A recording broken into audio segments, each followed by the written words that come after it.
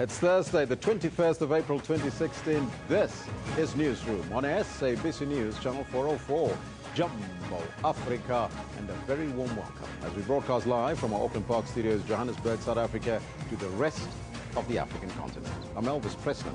I'll be with you until 12 o'clock. We're also streaming live on YouTube, with the entire show available on our YouTube channel. Now today we focus on the life and times of a Free Stater, an Afrikaner who strive for social cohesion and social justice in South Africa, Abraham Louis Fisher, commonly known as Brown Fisher. Now let me give you some indication of who he was. He was a South African lawyer, notable for anti-apartheid activism and for the legal defense of anti-apartheid figures, including Nelson Mandela at the Rivonia trial. The Fisher family says that South Africans should remember the struggle hero Brown Fisher through living a life of service, other than serving themselves. And the question that you just saw on your screen, we're asking you today, what lessons do you think we can learn from leaders of the past, such as Brown Fisher? Let me know what's on your mind. Send your comments to the Twitter handle at SABC Newsroom, as well as on our Facebook page. But first, let's take a look at your news headlines.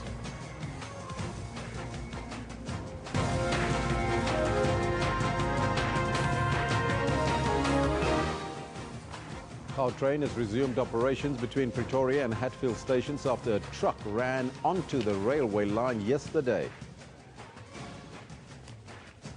Police are maintaining high visibility in Zandspruit in the informal settlement there northwest of Johannesburg following service delivery protests.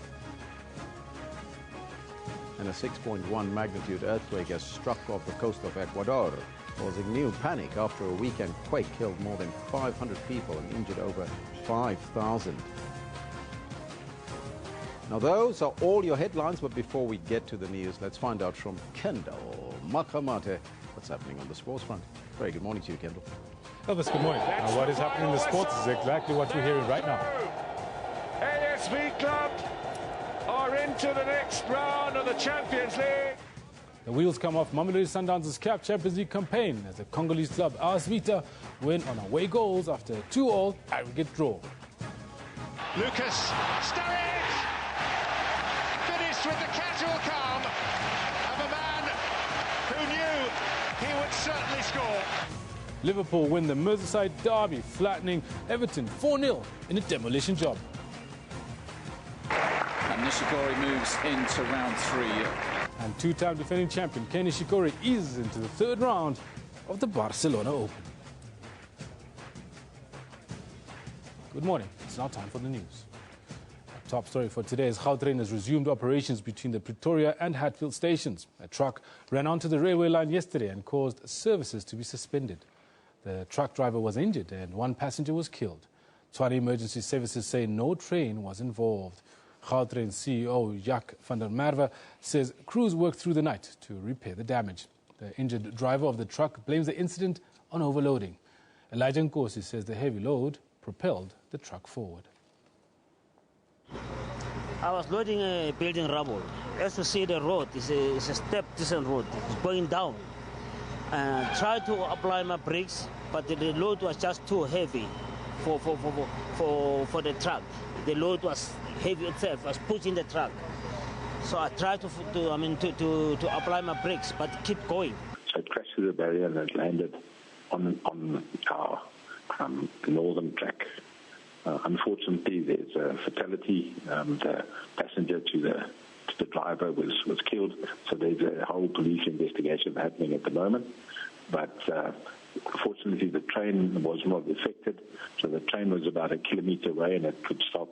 So we stopped all trains on it, and we'll run a shuttle service between Hatfield and Pretoria Station.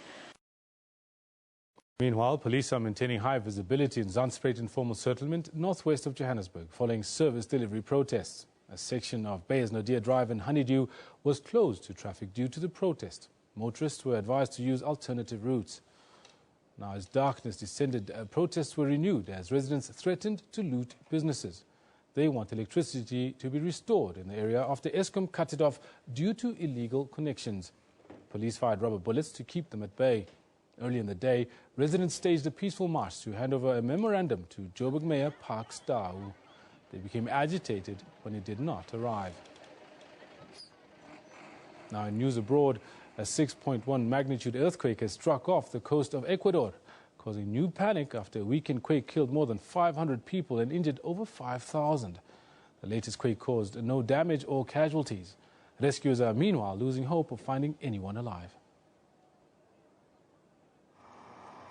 In Pedernales, rescue workers are doing a final sweep with their dogs to check for trapped survivors. The town on the coast of Ecuador bore the brunt of Saturday's earthquake that killed more than 500 people. The death toll is expected to rise further. Ecuador's President, Rafael Correa, says the priority now is to clear the dead bodies.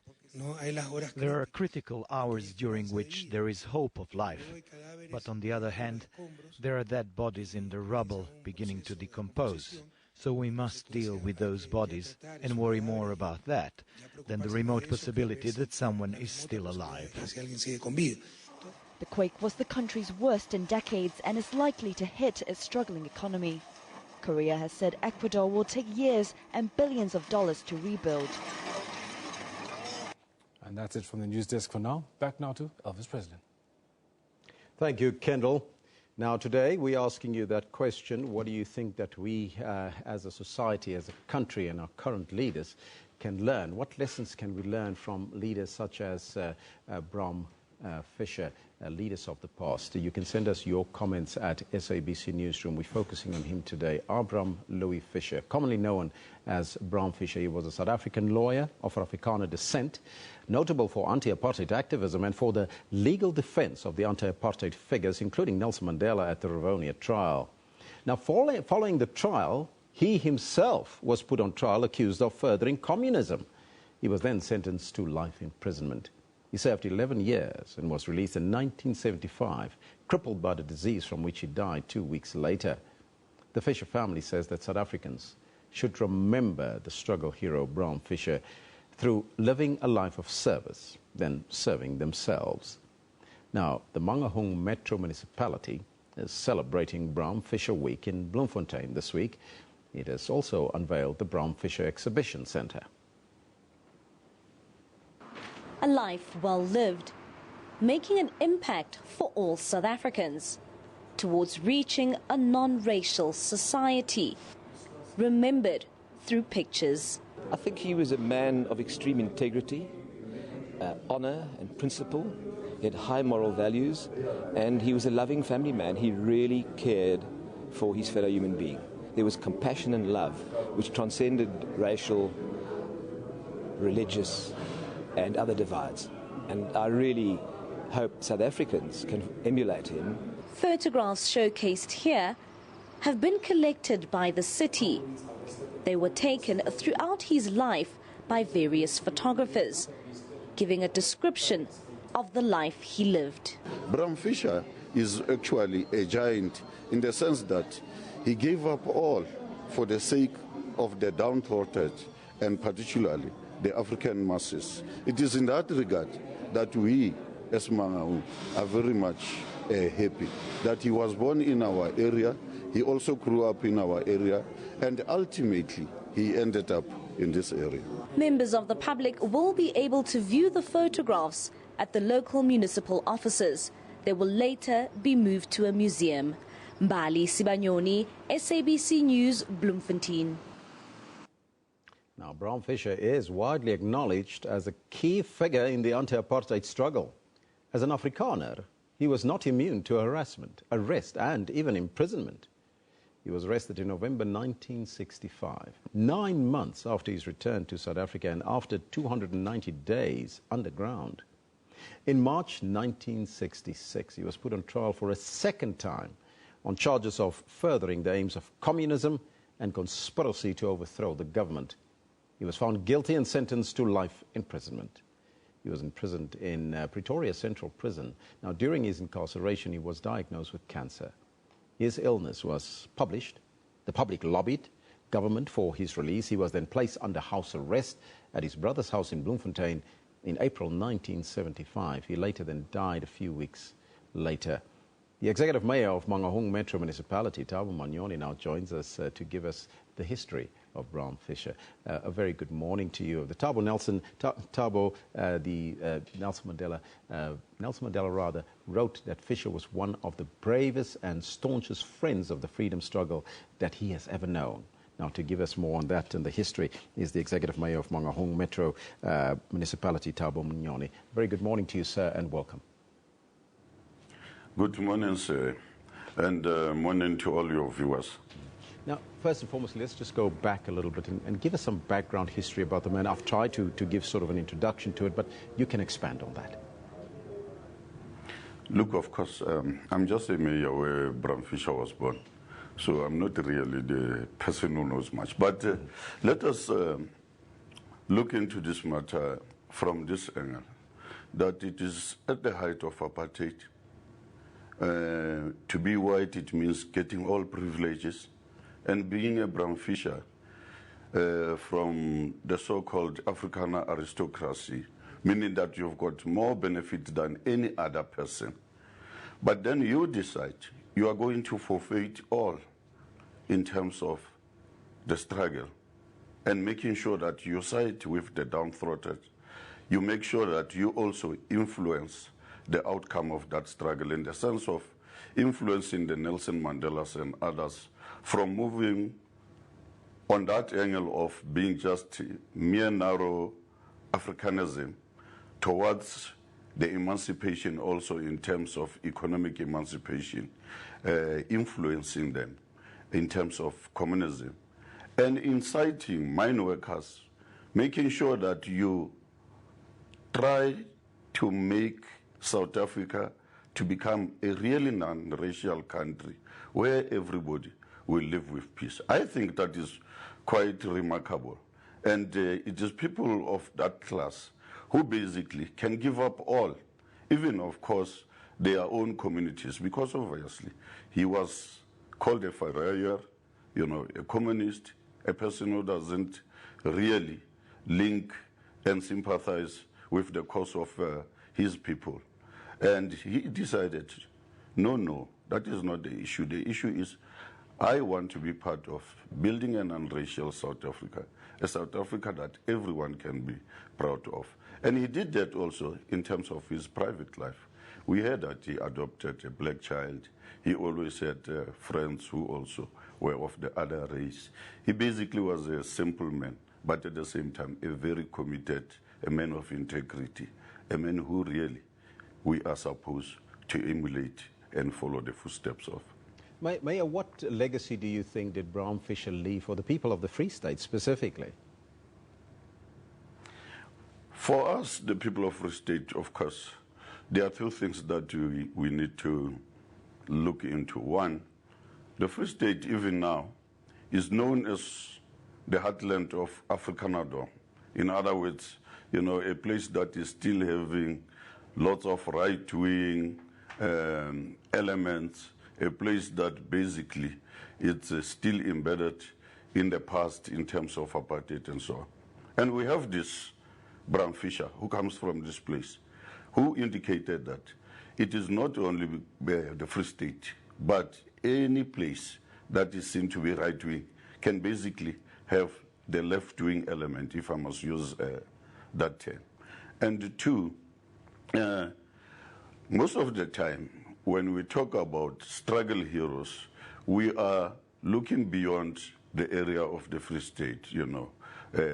Obviously, we are talking about the Soweto uprisings and so forth. And I think we need to be proud as South Africans to say the whole country had men and women who basically could stand up against this evil structured system called apartheid and say, no, enough is enough. We need to change. And we as Free Staters, we really are proud that one of those was Brown Fisher, who was born here. Mm-hmm. Now, going forward, Mayor, how are you planning to keep the memory of the man alive in the Free State? We, as the municipality, this will be our third annual public lecture on Brown Fisher. We started also having young people coming with theater drama, portraying the life of Brown Fisher from our area here. And this year, we are putting exhibitions in pictorial forms of Bram Fischer. This is going to be housed where Bram Fischer grew up at his grandfather's place. The intention is for people to go back, walk the memory lane, and remember Bram Fischer as we are dealing with the challenges that we are faced with at the present, and try to emulate people of that class of the Bram Fischers. So our intention, of course, besides naming the airport, as we have already indicated, naming the streets of Bram Fischer, basically is to bring an awareness to South Africans about this great struggle hero of ours, the one that we really are saying he was of a class of his own, as also Mandela said. Thank you so much, Mayor, for your time. That was the Executive Mayor of Mangaung Metro Municipality, Councillor Thabo Manyoni.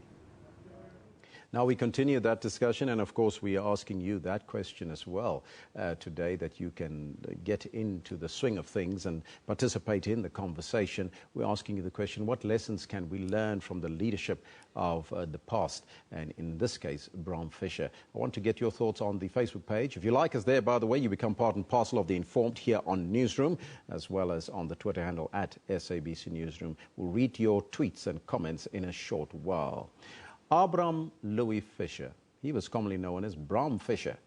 He was a South African lawyer of Afrikaner descent, notable for anti-apartheid activism and for the legal defense of anti-apartheid figures, including the great Nelson Mandela at the Rivonia trial.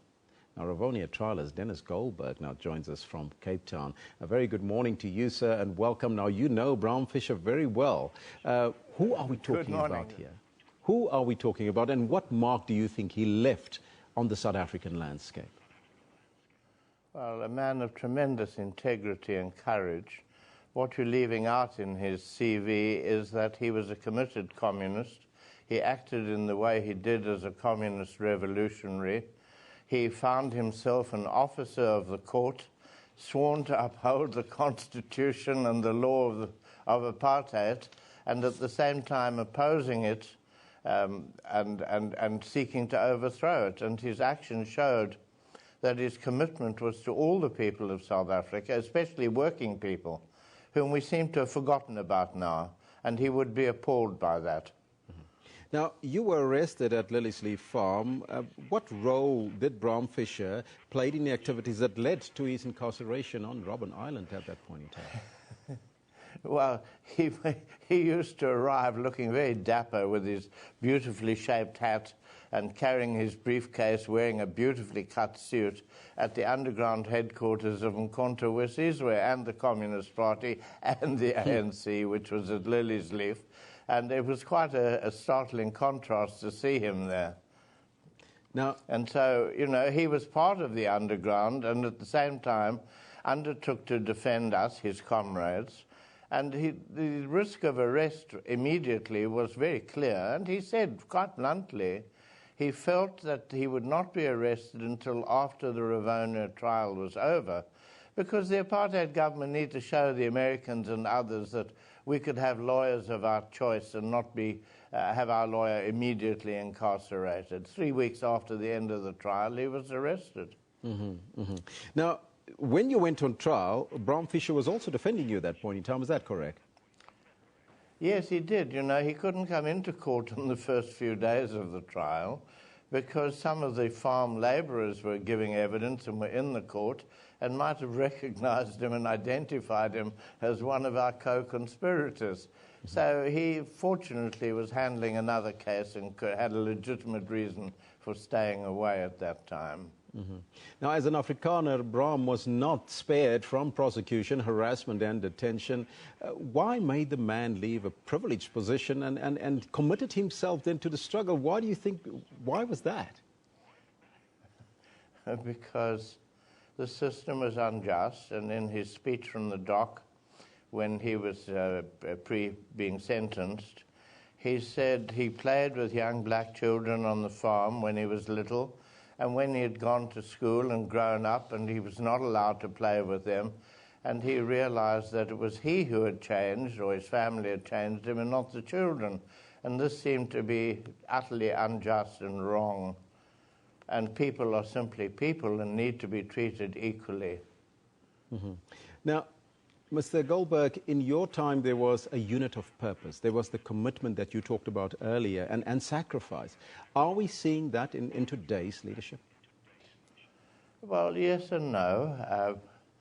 But I'm afraid there are examples of naked greed and abuse of power for self-enrichment, and rather forgetting about why we made a revolution, which we failed to carry through.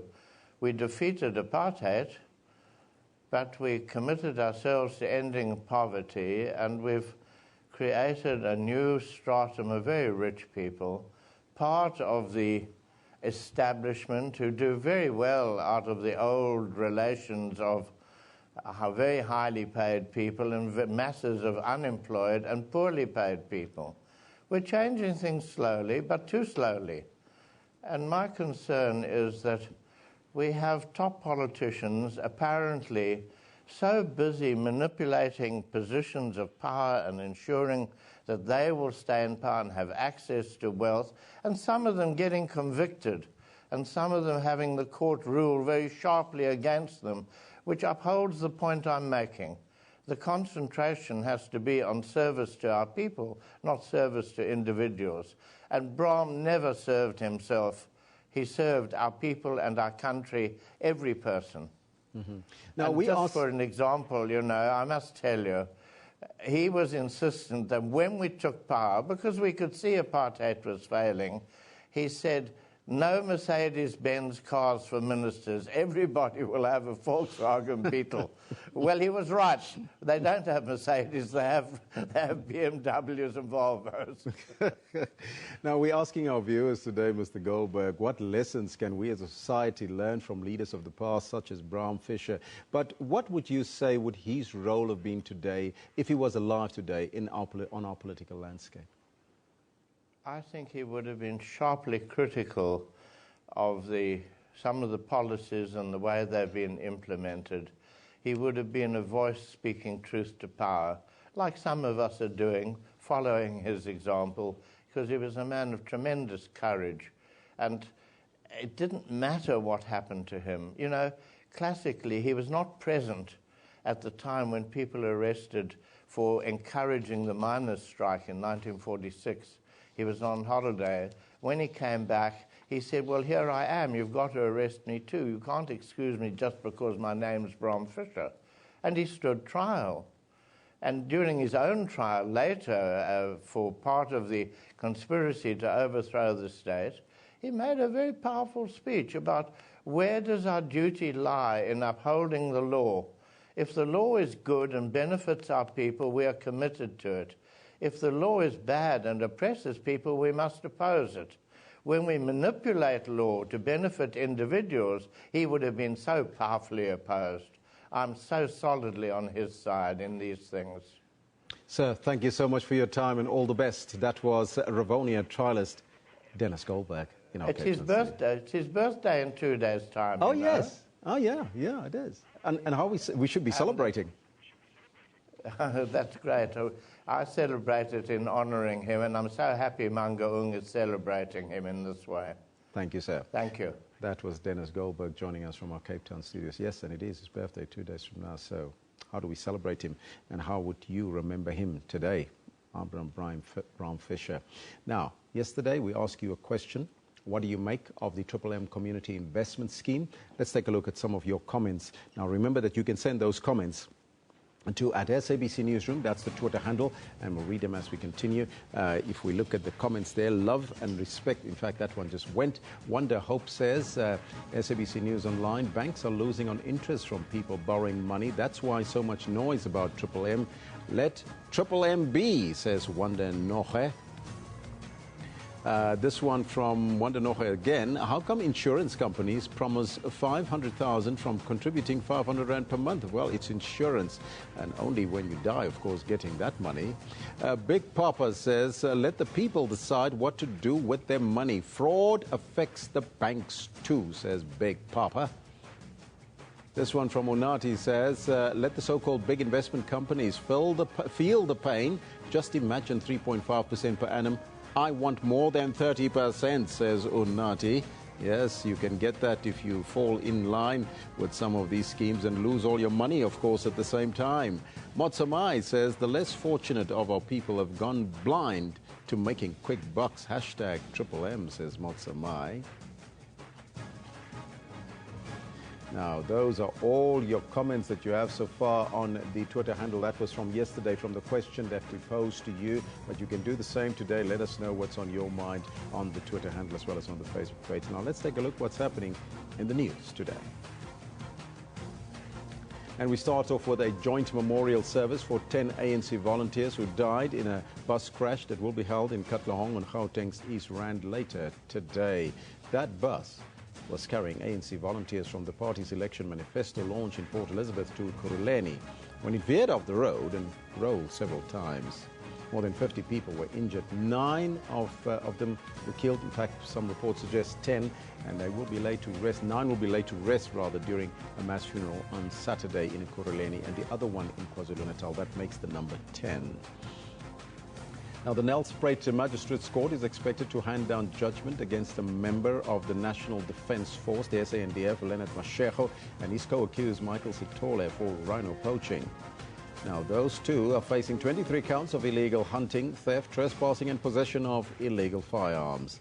They were allegedly found in possession of 2 rhino horns, 2 firearms and ammunition when they were arrested by rangers at the park in September 2010.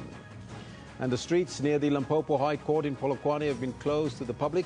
This as hundreds of residents are expected to picket outside the High Court, while the demarcation boards, various government departments and lawyers for the residents of Uwani will be presenting arguments over a new demarcated municipality.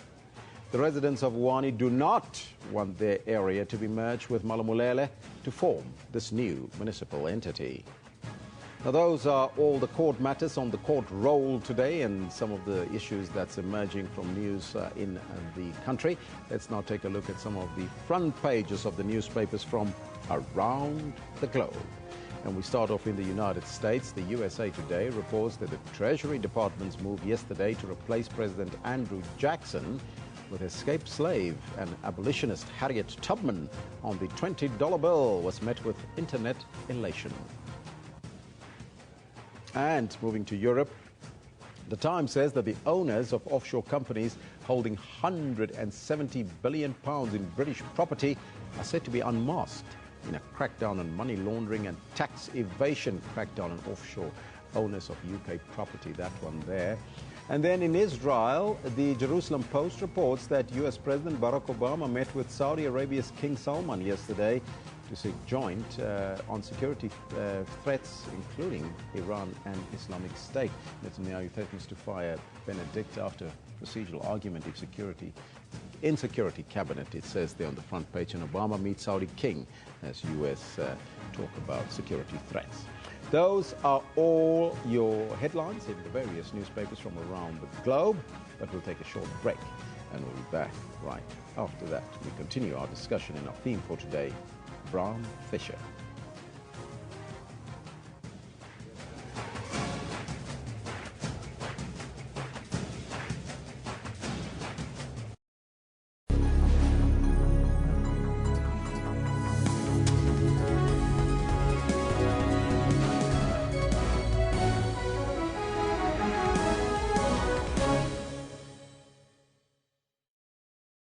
A very good afternoon. You're watching the Midday Report. Lunchtime news amplified. But for now, this is what they call home. Their hope to shift to a higher ground seems to be against the tide. Midday Report provides you with more than just news stories. I just want Port Elizabeth to know that they own a world-class theatre.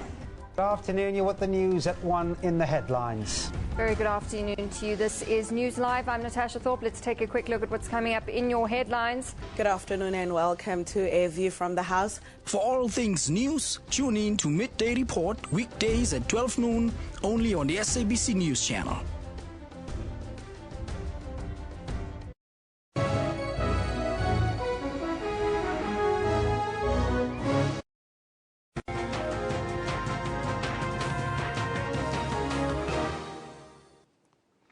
Now, our theme today is Bram Fischer. Now, he came from a prominent Afrikaner family. His father was Percy Fischer, a judge president of the Orange Free State, and his grandfather was Abraham Fischer, a prime minister of the Orange River colony at that point in time, and later a member of the cabinet of the unified South Africa. Alongside E.C. Maisels and others, Fischer played an integral role on the defense team in the treason trial, the Rivonia trial of 1956 to 1961, where Nelson Mandela and many other anti-apartheid activists were acquitted on the 29th of March 1961. In his autobiography, Nelson Mandela affectionately recalls Fischer reading the left-wing publication, The New Age, at his table during the trial proceedings. Now, Advocate Peter Fischer is a nephew of Bram Fischer, and he joins us now from our Bloemfontein studio to take us back and tell us a little bit more about the man. A very good morning to you, Advocate, and welcome. Good morning to you and your viewers. First, give us a recollection of your thoughts on Bram Fischer and what he stood for as a family member. What I do remember quite fondly about my late uncle is that he was a man of integrity. He was a man of high moral values, and he was at the same time a very compassionate man who had love for not only human beings but for the nature that he experienced around himself. What do you think made him, your uncle, to risk and compromise his legal profession and alienate himself, really, or align himself, rather, with the political system? Look, I think, considering where he came from, being a man of high moral fibre, he found the then regime simply unacceptable. And I think he was looking for a way to express his views and possibly advance the interests of those who were the victims of what he regarded as a horrendous system. Mm-hmm. And I think if I could summarize it, he most certainly was not an egocentric man, but in fact an other-centered man who considered the well-being of his fellow South Africans far more important than his own well-being. Mm-hmm. Now, coming to the Rivonian trial, which was a very interesting one, we understand that Bram Fischer at the point in time was very reluctant to serve as the leader of the defense of the trial, since many of the witnesses apparently could implicate him into illegal communist activities. But eventually, why do you think he did it? I think he was a man of such conviction that his own well-being and the interests of his immediate family were far less important than what he perceived to be the interests of South Africa as a whole. I remember my dad and one of his other brothers, my Uncle Paul, with whom he stayed shortly before he passed away, often speaking to him about the fact that he was in the process of completely ruining his own career and the well-being of his family. And he simply said, look, I'm a loyal South African, I love my country passionately, and quite honestly, that's more important than anything else in the whole world. And that's the way he was. Now, talking about the impact on his family, can you maybe describe to us at that point in time how that impacted on his family? Well, look, especially the two surviving sisters, Ruth and Ilse, who were older than Paul, who subsequently passed away, I think they were very brave in the face of what was then harassment by the security forces. I, as a young student, experienced that same harassment for no particular reason other than that I was a young student at the University of Cape Town and regarded as some sort of threat to the then regime. But I know that Ruth and Ilse were very brave in the face of this harassment by the security forces, and I think they supported their father unconditionally, especially after their mother had died so tragically in the accident. Now, you talked about commitment, his commitment to the struggle a little bit earlier, but in those dark days as a lawyer, there was no benefit really representing political activists, and that must have been a thing that the family discussed concurrently during that period. Yes, that is so, and I think it simply serves to confirm that he was a man who was absolutely committed to the well-being of his fellow South Africans, regardless of race, creed or colour. I think what does stand out for me was his ability to look beyond our differences and focus on the similarities that we as South Africans of all races, creeds and colours in fact enjoy, and which I believe is possibly not being focused on in the present times. Mm-hmm. Now, Mr. Fisher, Advocate Fisher, just going back now to the question that we pose also to our viewers, I'd like to pose it to you as well. How do you think or what should we learn from his leadership as a past leader in the liberation struggle? Well, look, it's all good and well to celebrate the iconic liberation struggle hero, Bram Fischer, but I think one needs to focus more on what he stood for. And what he stood for was a non-racial South Africa in which all people benefited pursuant to what he struggled and was prepared to sacrifice his life for. And I think the concern I as an individual have is the ever-growing presence of self-enrichment, the ever-growing presence of egocentricity, and the lack of focus on what in fact binds us as South Africans, irrespective of what churches we pray in, what languages we speak, and what tribes we belong to. He most certainly wasn't a tribalist. He most certainly was a South African who focused on our similarities and not our differences, which is not the case today, I'm afraid to say. And then finally, Advocate, what leave can the legal fraternity take out of the book of Bram Fischer? Well, I think currently we're in a debate concerning certain relevant judgments which relate to the way the country is being managed. And I, as a lawyer, can only say that we simply have to obey, respect and advance the rule of law. Because if we have disregard for that, I'm afraid we're lost. And I believe the youth of today can take us forward to a far brighter, happier, more secure, prosperous future if we simply obey the rule of law. Advocate Fischer, thank you so much for your time and joining us. It's a pleasure. Thank you for having me. And celebrate his birthday in style for us. I will. Thank you very much. That was Advocate Peter Fischer. Now, he's the nephew of Bram Fischer, chatting to us about the life and times of Bram Fischer. Now, we got a couple of comments. Academic activities at Rhodes University remain suspended until further notice as anti-rape protests are set to continue today. Hundreds of students and some support staff gathered at the drama department on Prince Alfred Road inside the campus yesterday, demanding immediate action by university management against the people they identified as rapists. Now remember that you can send your comments to the Facebook page as well as on the Twitter handle at SABC Newsroom. Let's take a look at some of those comments relating to the topic. This one from Wolf says, sub-wardens from upper campus threatening students with hours if they go out to protest. I beg your pardon. That one from Wolf. Kate Ferreira says, I was just saying how strong and calm I was. Then came the nightmares, spurred on by the images of hashtag police brutality.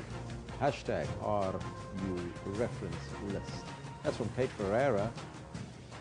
Mia Lindeke says, roads in the Eastern Cape, classes at Rhodes University will remain suspended today as the protest against rape on campus continue. That's from Mia Lindeke. Sanyana Roy says, South Africa, Rhodes students protest their campus's sexual assault policy.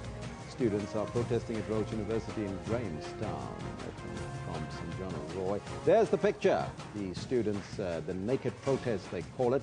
As you can see there, some of the students in half taking off their tops to protest against rape. Let's now see if we can move on to the Facebook page. And if we look there, if you take a look at our Facebook page, by the way, if you type in Newsroom, you can find all the details there. Academic activities at Rhodes University remain suspended until further notice as anti-rape protests are set to continue today. And then we see the beleaguered Brazilian President Dilma Rousseff. She will travel to New York in a bid to rally international support against her impeachment, leaving behind a cabinet that's paralyzed by political crisis as another minister defected yesterday. And then finally, Tunisia expects to attract 5.5 million foreign tourists this year, about the same as last year, after increasing security at hotels and focusing on new markets to counter the fallout from the militant attacks the tourism minister said. Now, for more news and updates, you can go to our Facebook page. Just search for the name Newsroom and you'll find all the details there. Those are all the comments on both the social media pages. Let's now take a break and we'll be right back after that. You don't want to go, you don't want to miss it, you want to stay tuned right here. We're talking Bram Fischer today, his legacy, his time, and of course the question that we pose to you: what can we learn as a society and our leaders from a leader like Bram Fischer in the past, from the past to the present? Let me know what's on your mind.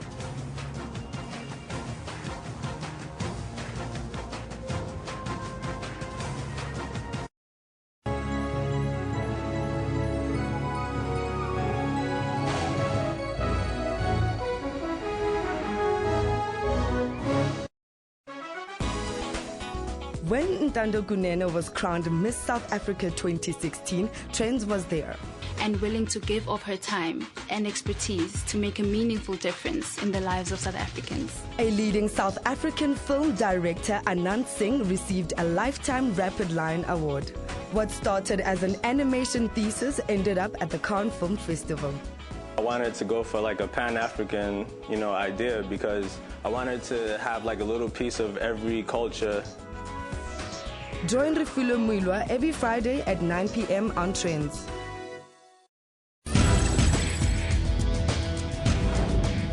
We're heading to a future of cars that will drive themselves, and a place where robots will be doing some of our chores.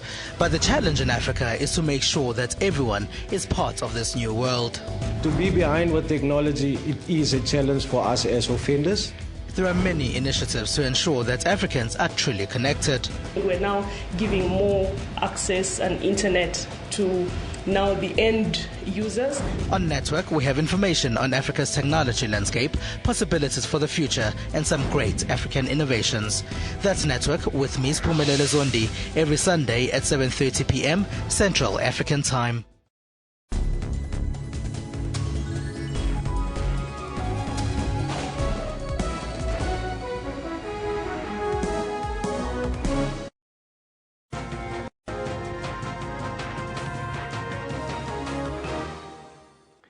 Bram Louis Fischer, commonly known as Bram Fischer. He was a South African lawyer of Afrikaner descent, notable for anti-apartheid activism and for the legal defense of anti-apartheid figures, including Nelson Mandela and, of course, Dennis Goldberg a little bit earlier on at the Rivonia trial. Now, following the trial, he himself was put on trial and he was accused of furthering communism. Now, he was sentenced to life imprisonment. He served 11 years and was released in 1975, and he was crippled by the disease cancer, from which he died 2 weeks later. The Fischer family says that South Africans should remember the struggle hero Bram Fischer through living a life of service, rather than serving themselves. Mangaung Metro Municipality is celebrating Bram Fischer this week in Bloemfontein. It has also unveiled the Bram Fischer Exhibition Centre. A life well lived, making an impact for all South Africans towards reaching a non-racial society, remembered through pictures. I think he was a man of extreme integrity, honor and principle. He had high moral values, and he was a loving family man. He really cared for his fellow human being. There was compassion and love which transcended racial, religious, and other divides. And I really hope South Africans can emulate him. Photographs showcased here have been collected by the city. They were taken throughout his life by various photographers, giving a description of the life he lived. Bram Fischer is actually a giant in the sense that he gave up all for the sake of the downtrodden and particularly the African masses. It is in that regard that we, as Mangaung, are very much happy that he was born in our area, he also grew up in our area, and ultimately he ended up in this area. Members of the public will be able to view the photographs at the local municipal offices. They will later be moved to a museum. Mbali Sibanyoni, SABC News, Bloemfontein. And what a fitting memory there for Bram Fischer. Now, other two liberation fighters who were honored yesterday. Veteran human rights lawyer, Advocate George Bezos, has expressed concern about the current political situation in the country. Speaking at a ceremony in honor of him and Rivonia trialist Andrew Mlangeni in Johannesburg, Bezos called for unity among political parties.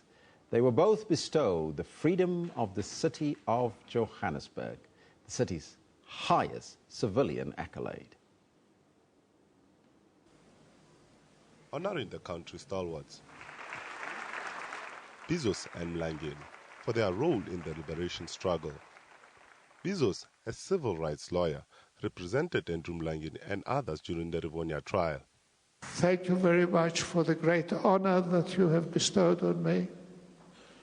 And I may say that it's a very happy day for me. It's fitting that my being bestowed this honor and privilege should also be seen as a recognition for the dedication, commitment, and sacrifices that they made in our struggle for freedom. The award is for citizens who contributed to the country's freedom and democracy, and for any other exceptional involvement for the good of the city. Bestowing the freedom of the city on Advocate Bezos and the Honorable Mlangeni has a particular resonance. They are men who have fought consistently for freedom and equality, and our great city is proud to recognize their lifelong commitment to these values. Mlangeni could not receive his award in person. The liberation struggle stalwart is in hospital. Zantasani, SABC News, Johannesburg. Developing story now. Academic activities came to a complete halt for the third day running at Rhodes University in Grahamstown yesterday. Students held a peaceful march on campus against what they call an institutional rape culture at the university. Now, they want 11 students accused of sex crimes suspended. A show of force, sending a clear message to management. Whenever someone was raped, they asked what was she wearing. So it was a way of protesting and saying, even if I'm naked, no one deserves to touch me. Survivors just feel unsafe in this place, and it's time for it to change. The university needs to look at the fact that survivors don't feel safe. Allegations that students are discouraged by university management to report sexual offences to protect the image of Rhodes University also surfaced. We have an harassment office. One of the complaints of the students is that they believe that the capacity of that office is insufficient, and we've immediately agreed that we will look at that. But there is no rule that says students may not go straight to the police, and certainly in cases of serious sexual assault, going straight to the police often makes a lot more sense than coming to the university. Further engagements between management and students are set to take place as they trash out a long-term solution. Unatibingwase, SABC News, Grahamstown. Treasury Secretary Jacob Lew yesterday announced the most sweeping and historical symbolic makeover of the American currency in a century, proposing to replace the slave-holding Andrew Jackson on the $20 bill with Harriet Tubman, the former slave and abolitionist, and to add women and civil rights leaders to the $5 and $10 notes. Let's take a look at some of the comments that have been coming through. Remember that you can send your comments to the Twitter handle at SABC Newsroom. This one from Herman says, shout out on Harriet Tubman for replacing a slave owner to be on the $20 bill. Sebastian Charles says, wow, it would be great if I could get that new Harriet Tubman 20 before I'm 37, says Sebastian Charles. Stocktonian says, keep waiting for a conservative. I know to complain about Harriet Tubman, but it doesn't look like it's going to happen. El Rey says, well, Harriet Tubman and Andrew Jackson on the new $20 bill. Hashtag history made. Yeah, definitely history made there. There you can see Harriet Tubman on the bill there. You can see a picture. Taking back a while there, to get that $20 bill up and running.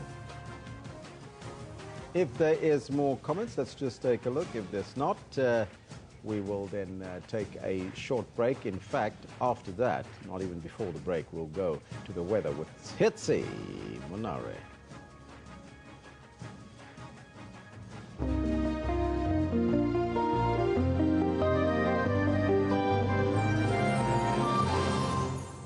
Hello there, welcome from a cold, or rather cool Johannesburg. We're expecting an overcast day for Gauteng and most parts of South Africa as we're seeing a good chance of rainfall from the northwestern coming in towards the interior and along the coastal part as usual. Because of the cold front, in fact, not as usual, because of the cold front, we're expecting rainy weather. And you can see this by the closeness of these lines that there is a low pressure cell coming through, indicating another cold front just coming through along the southwestern parts of South Africa. And that's what's leading to temperatures being so cool towards the Western Cape. 19 your maximum for Cape Town. And as you move further inland, you'll also see temperatures are much lower. As you're seeing 22 at Bloemfontein, Maritzburg along the east coast at 26, but it's getting much hotter for Maputo at 36 degrees, possibly because of the warm air ahead of the cold front. But once the cold front is cleared and passed through, you will feel even more cooler conditions towards that northeastern interior. Up in Tennis at 25, Walvis Bay now cools down quite a bit to 24 degrees. And over the northern parts of southern Africa, I expect temperatures for Lusaka at 28.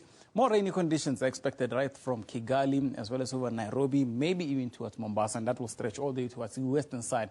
We're expecting the rainy conditions to move in up towards Libreville as well as over Yaoundé by Friday. And in slightly clearer conditions, some parts of the DRC, that western end of the DRC is expected to be a lot clearer. If you're going to be in Gambia as well as towards Burundi, including some parts of Kampala, do expect temperatures to be much warmer.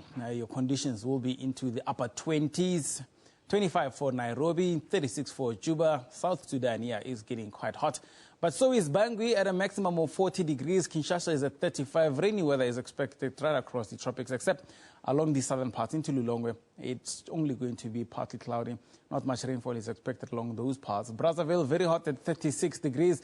40 for Bangui. I did mention there are really hot conditions that are coming up along those parts. A bit of showers are expected for Sana'a as well as over Djibouti. And those partly cloudy skies will be continuing up towards Riyadh and maybe even into Damascus over much of the Middle East. Otherwise, it's going to be a clear day for Sebam as well as over Al Juf. Sunny skies are expected there. In fact, temperatures are very hot, starting with around 40 for Sebam. Have a look at that. 43 towards Luxor, 41 and 42 for Khartoum and El Fasher. And this red shade here really indicating hot weather that is expected, and it's widespreading all the way towards the northern part, and it's going to continue just for the next couple of days. So I do expect really hot conditions along those parts. But a bit of clouds I expect along the coastal parts. There again, a signal of possibilities of a low pressure cell bringing rainy conditions along those parts. And you can see again those showers also stretching in from Conakry, coming in towards the southern parts, over some parts of Ghana as well as Togo. But in Nigeria, you expect temperatures to go a bit up to about 34 degrees. Along the coastal parts, temperatures are usually into lower 30s, just about 31 to 32 degrees. But Lagos is getting much hotter. And as you move further up towards the northern regions, from Jamena up into Niamey, as well as over Bamako, you do expect temperatures along those parts into the lower 40s. So hot weather is expected there. Dakar looking a lot better at 27 degrees. Conakry is sitting at 32 with a chance of rainfall along those parts, and also slightly light winds are coming in just from the coastal parts going in towards the coastal regions. That's where I'll leave it for the weather for now. Stay tuned. There will be another weather update later.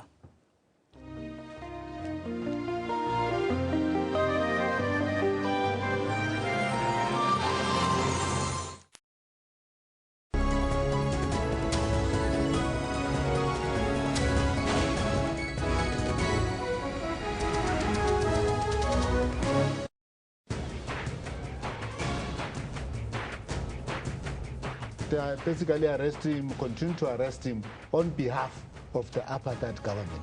We are dealing with effects. We are not dealing with the causes. And for as long as we deal with effects, we are never going to solve this problem. What do these people need in prison? Why are they there? The PAC, as Dr. Peku is saying, has been seeking answers, and they're not coming. What kind of answers are you getting? I really think I've answered that question. I think it's a difficult question. I don't have an answer for it. How was it possible that they could operate with such impunity? The only thing you want is closure. The only thing we want is closure. Unfortunately, I don't really have sympathy for the idea that if you're too old, you shouldn't stand trial. That's Rights and Recourse with Dumile Mateza every Sunday at 2 p.m. Central African Time, only on the SABC News channel. News Today keeps you informed with news locally and around the world. When Judge John Hlophe challenged the Supreme Court of Appeal when it sent the matter back and said that there must be an inquiry set up. We unpack business news. There's an increase in general inflation in the country. We give you up-to-date news of the day. The drugs were seized at several locations in Sydney, including a shipping container sent from Hong Kong. Police saying it's their largest haul of illicit drugs in 2 years. We round up sports news. Kotata, tell me about the legacy that you would like to build and be remembered for. Trying to get my foundation running, which is going to focus on, all the sport, doesn't matter disability or able body. So, I'm passionate about sports. Stay informed every Monday to Friday from 3 to 5:30 p.m. CAT. SABC News.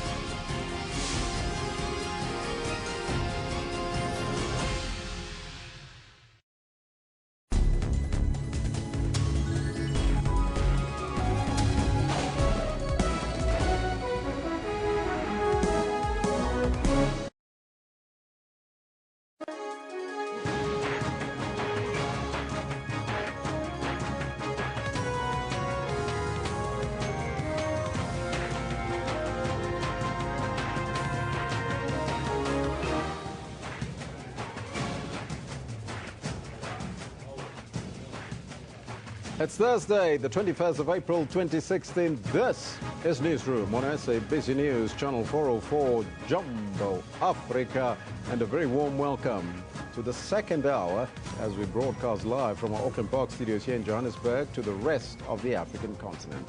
I'm Elvis Preston. I'll be with you until 12 o'clock. As you know, we're also streaming live on YouTube with the entire show now available on our YouTube channel. Now today we focus on the life and times of a Free Stater, an Afrikaner who strived for social cohesion and social justice in South Africa during apartheid days, Abraham Louis Fisher. He was commonly known as Brown Fisher. The Fisher family says that South Africans should remember the struggle hero Brown Fisher through living a life of service, other than serving themselves. Question for the day, we're asking you, what lessons do you think can we learn from leaders in the past, such as Brown Fisher?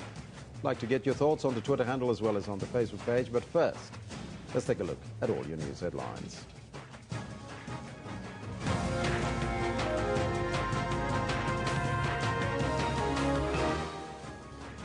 Gautrain has resumed operations between the Pretoria and Hatfield stations after a truck ran onto the railway line yesterday. Police are maintaining high visibility in Zandspruit informal settlement northwest of Johannesburg following service delivery protest.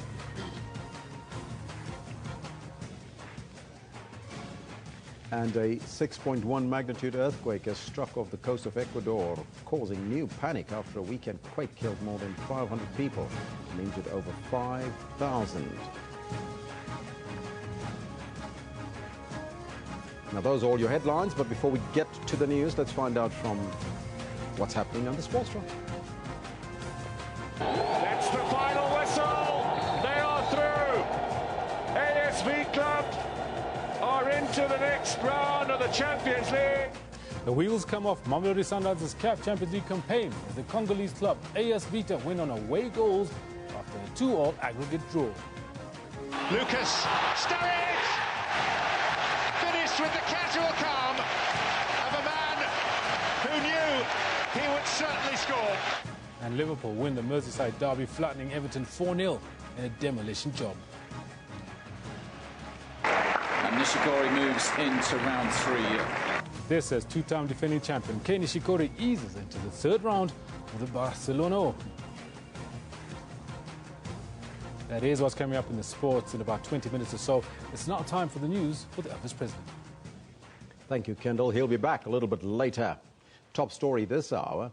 Human Settlements Minister Lindiwe Sisulu launches the national campaign to mark the delivery of 4.3 million houses since 1994.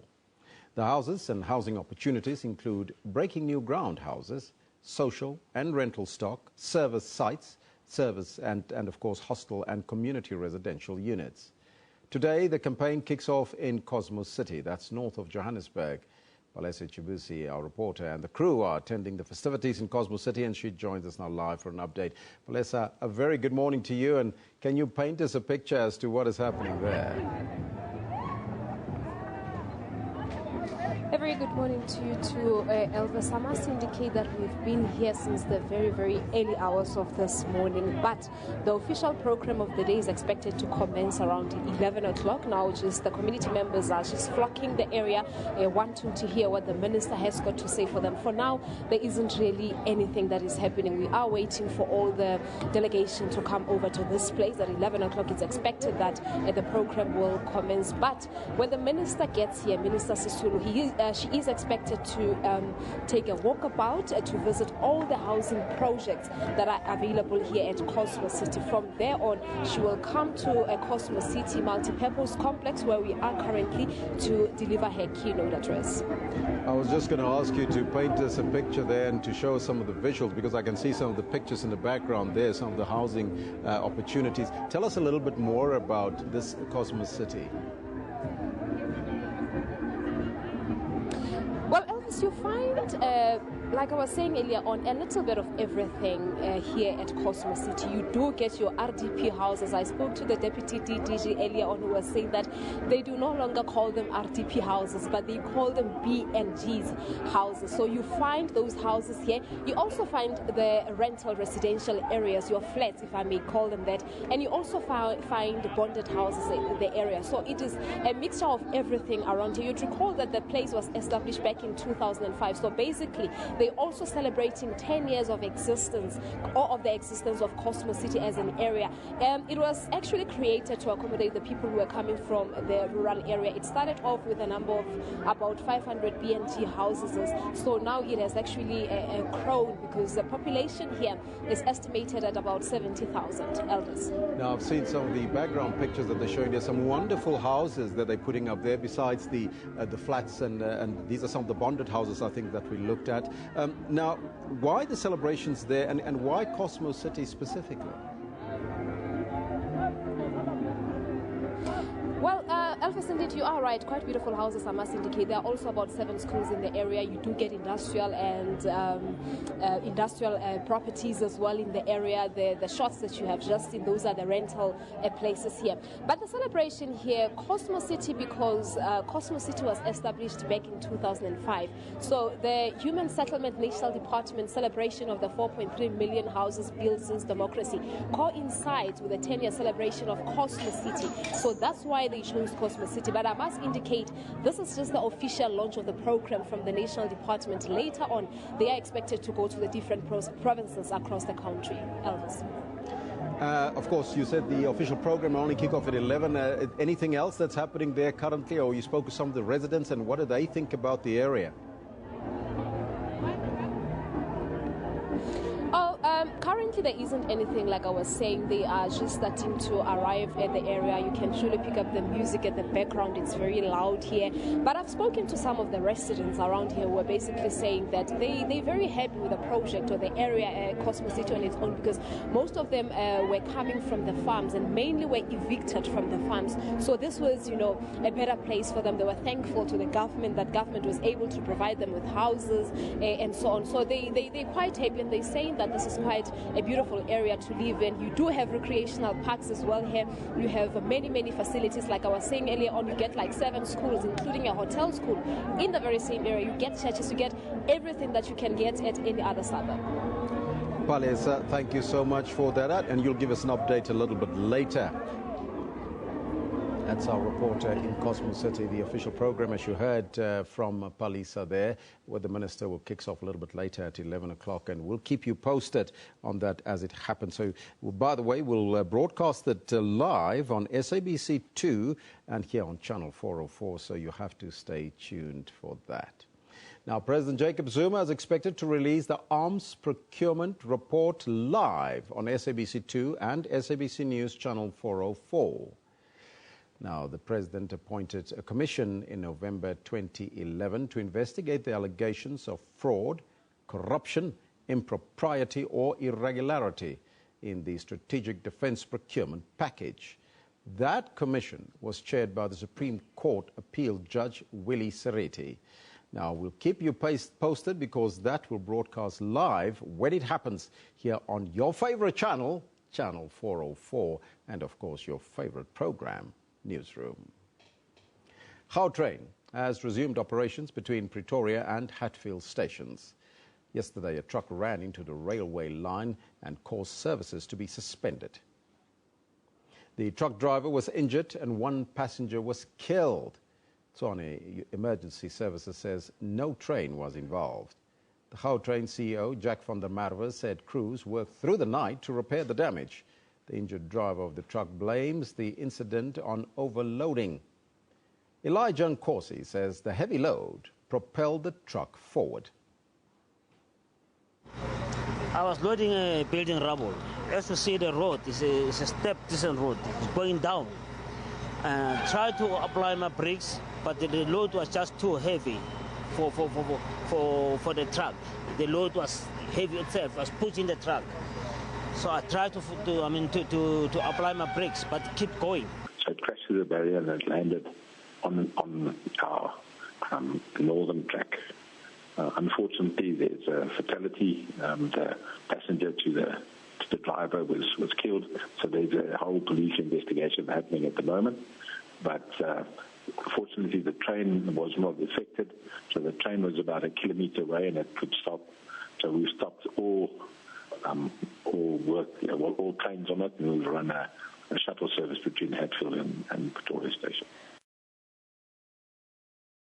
Now, police are maintaining high visibility in Zandspruit here in Johannesburg, in the informal settlement northwest of Johannesburg, following service delivery protests there. A section of Beyers Naudé Drive in Honeydew was closed to traffic due to the protest. Motorists were advised to use alternative routes. Now, as darkness descended, protests were renewed last night as residents threatened to loot businesses. They want electricity to be restored in the area after Eskom cut it off due to illegal connections. Police fired rubber bullets to keep them at bay. Earlier in the day, residents staged a peaceful march to hand over a memorandum to Joburg Mayor Parks Tau. They became agitated when he did not arrive. Going back to Rhodes now, academic activities came to a complete halt for a third day running at Rhodes University in Grahamstown yesterday. Students held a peaceful march on campus against what they call an institutional rape culture at the university. Now, they want 11 students accused of sex crimes to be suspended. A show of force, sending a clear message to management. Whenever someone was raped, they asked what was she wearing. So it was a way of protesting and saying, even if I'm naked, no one deserves to touch me. Survivors just feel unsafe in this place, and it's time for it to change. The university needs to look at the fact that survivors don't feel safe. Allegations that students are discouraged by university management to report sexual offences to protect the image of Rhodes University also surfaced. We have an harassment office. One of the complaints of the students is that they believe that the capacity of that office is insufficient, and we've immediately agreed that we will look at that. But there is no rule that says students may not go straight to the police, and certainly in cases of serious sexual assault, going straight to the police often makes a lot more sense than coming to the university. Further engagements between management and students are set to take place as they trash out a long-term solution. SABC News, Grahamstown. SABC News has revealed the gross abuse of waste management trucks. Almost a week after Pick It Up workers called off a paralyzing 5-week strike without pay. Employees were caught on camera moonlighting as a furniture removal business. This is an SABC employee posing as a member of the public who wants his furniture moved from one house to another. This clearly marked Pick It Up truck arrives, picks him up and drives off. Seen here, household goods like couches, tables and chairs being loaded during office hours. And then we talk money. From here to Brixton, how it's okay. Sort of a room divider stand, TV, fridge. We are color number 24. Huh? But okay. After loading our furniture, they drive off and we pounce. Two Pick It Up officials are inside, and what follows is a litany of denials about doing private business with a company vehicle.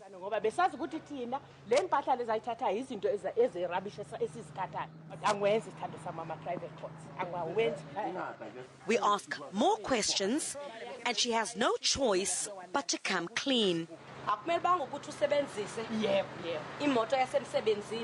For a private business. Then overcome by guilt and shame.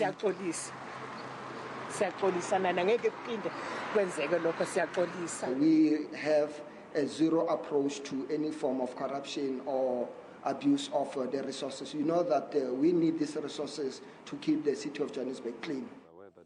The officials are expected to face a slew of charges, including corruption, Disciplinary action is also set to follow. Criselda Lewis, SABC News, in Johannesburg. A 98-year-old woman has for the first time in her life become a homeowner.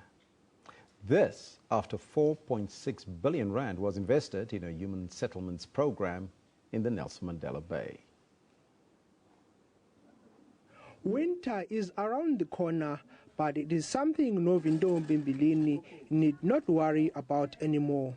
For many years, she shared a shack with her daughter in Missionvale. She now has a place to really call a home.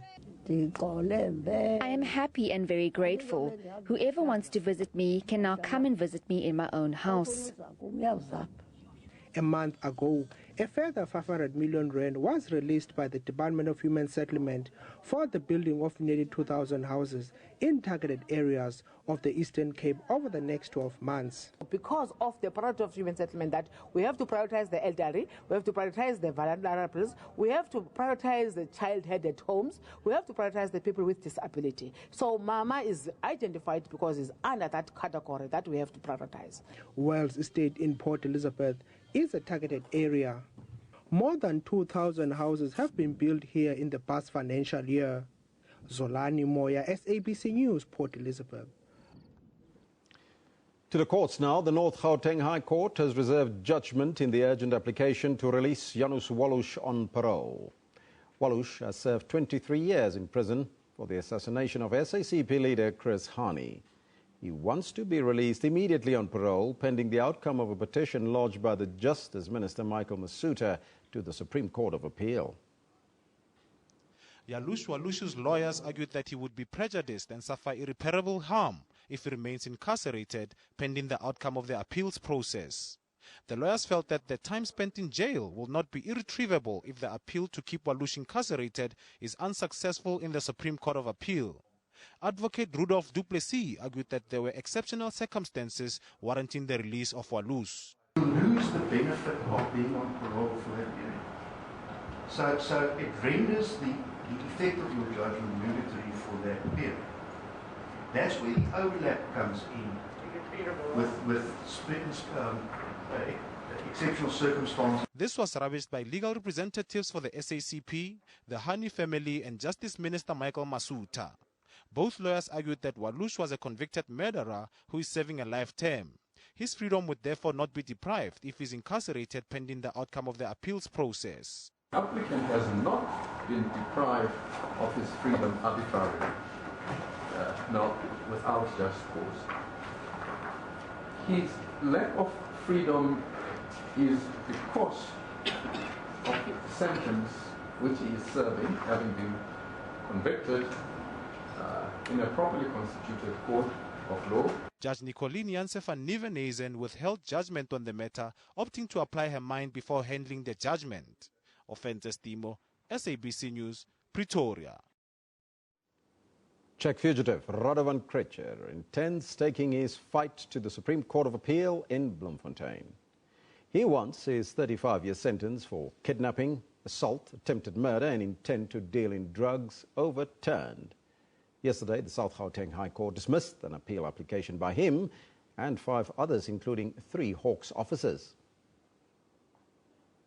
All the applications made by all the accused as against conviction and sentence are dismissed. The Czech fugitive running out of options. Still heavily shackled, he appeared unmoved. The submissions in relation to the applications for leave to appeal against conviction and sentence of all the accused covered the same grounds which had been covered during the course of the hearing and which had been submitted to me previously prior to me making the judgments which I did. Krejcir's defense submitted that the prosecution failed to prove that the drugs were crystal meth and that he had knowledge thereof. It further argued, under South African law, an accused cannot be prosecuted for possession of an unknown substance. We were of the opinion that we did introduce new aspects, and we will introduce them should we receive such instructions via a petition to the Supreme Court of Appeal. It seemingly came as no surprise. Judge Lamont didn't elaborate on dismissing the appeal application, but said it was unlikely that another court would come to a different finding. For Kretschmer, the next step, petitioning the Supreme Court of Appeal. Chilean Pillay, SABC News, Johannesburg. To establish a one-stop shop or Invest SA within the Department of Trade and Industry. Now, its objective is to lure foreign investments into the country. This in a bid to address job losses and high unemployment levels among the youth. It's a race against time for the government to stop what is being described as a jobs bloodbath. A one-stop shop, or Invest South Africa, is a specialized unit that offers a suite of services that will fast-track, unblock and reduce red tape in government for all investors. Invest South Africa is supported by an interministerial committee chaired by the President, which will, among other things, provide clarity and certainty on South Africa's policy packages, investment opportunities, incentive schemes, and promote partnership between government and the private sector. The impact of the global commodity prices and domestic challenges that are related to electricity and the ongoing drought are cited as key obstacles. But opposition parties believe that ours is largely a self-inflicted wound. 8.2 million unemployed people, growing by 800 people a day. On every single criteria that this department should be measured, this minister and his department is failing. A minimum of 50% of the budget of trade and industry and all other entities that deals with development finance must be invested in the Made in South Africa brand. But the government and the private sector are also pumping billions of rands to incentivize and invest in ailing industries. Manelis Tubase, SABC News, Parliament. Is for now. Kendall Makamate is standing by with your sports news.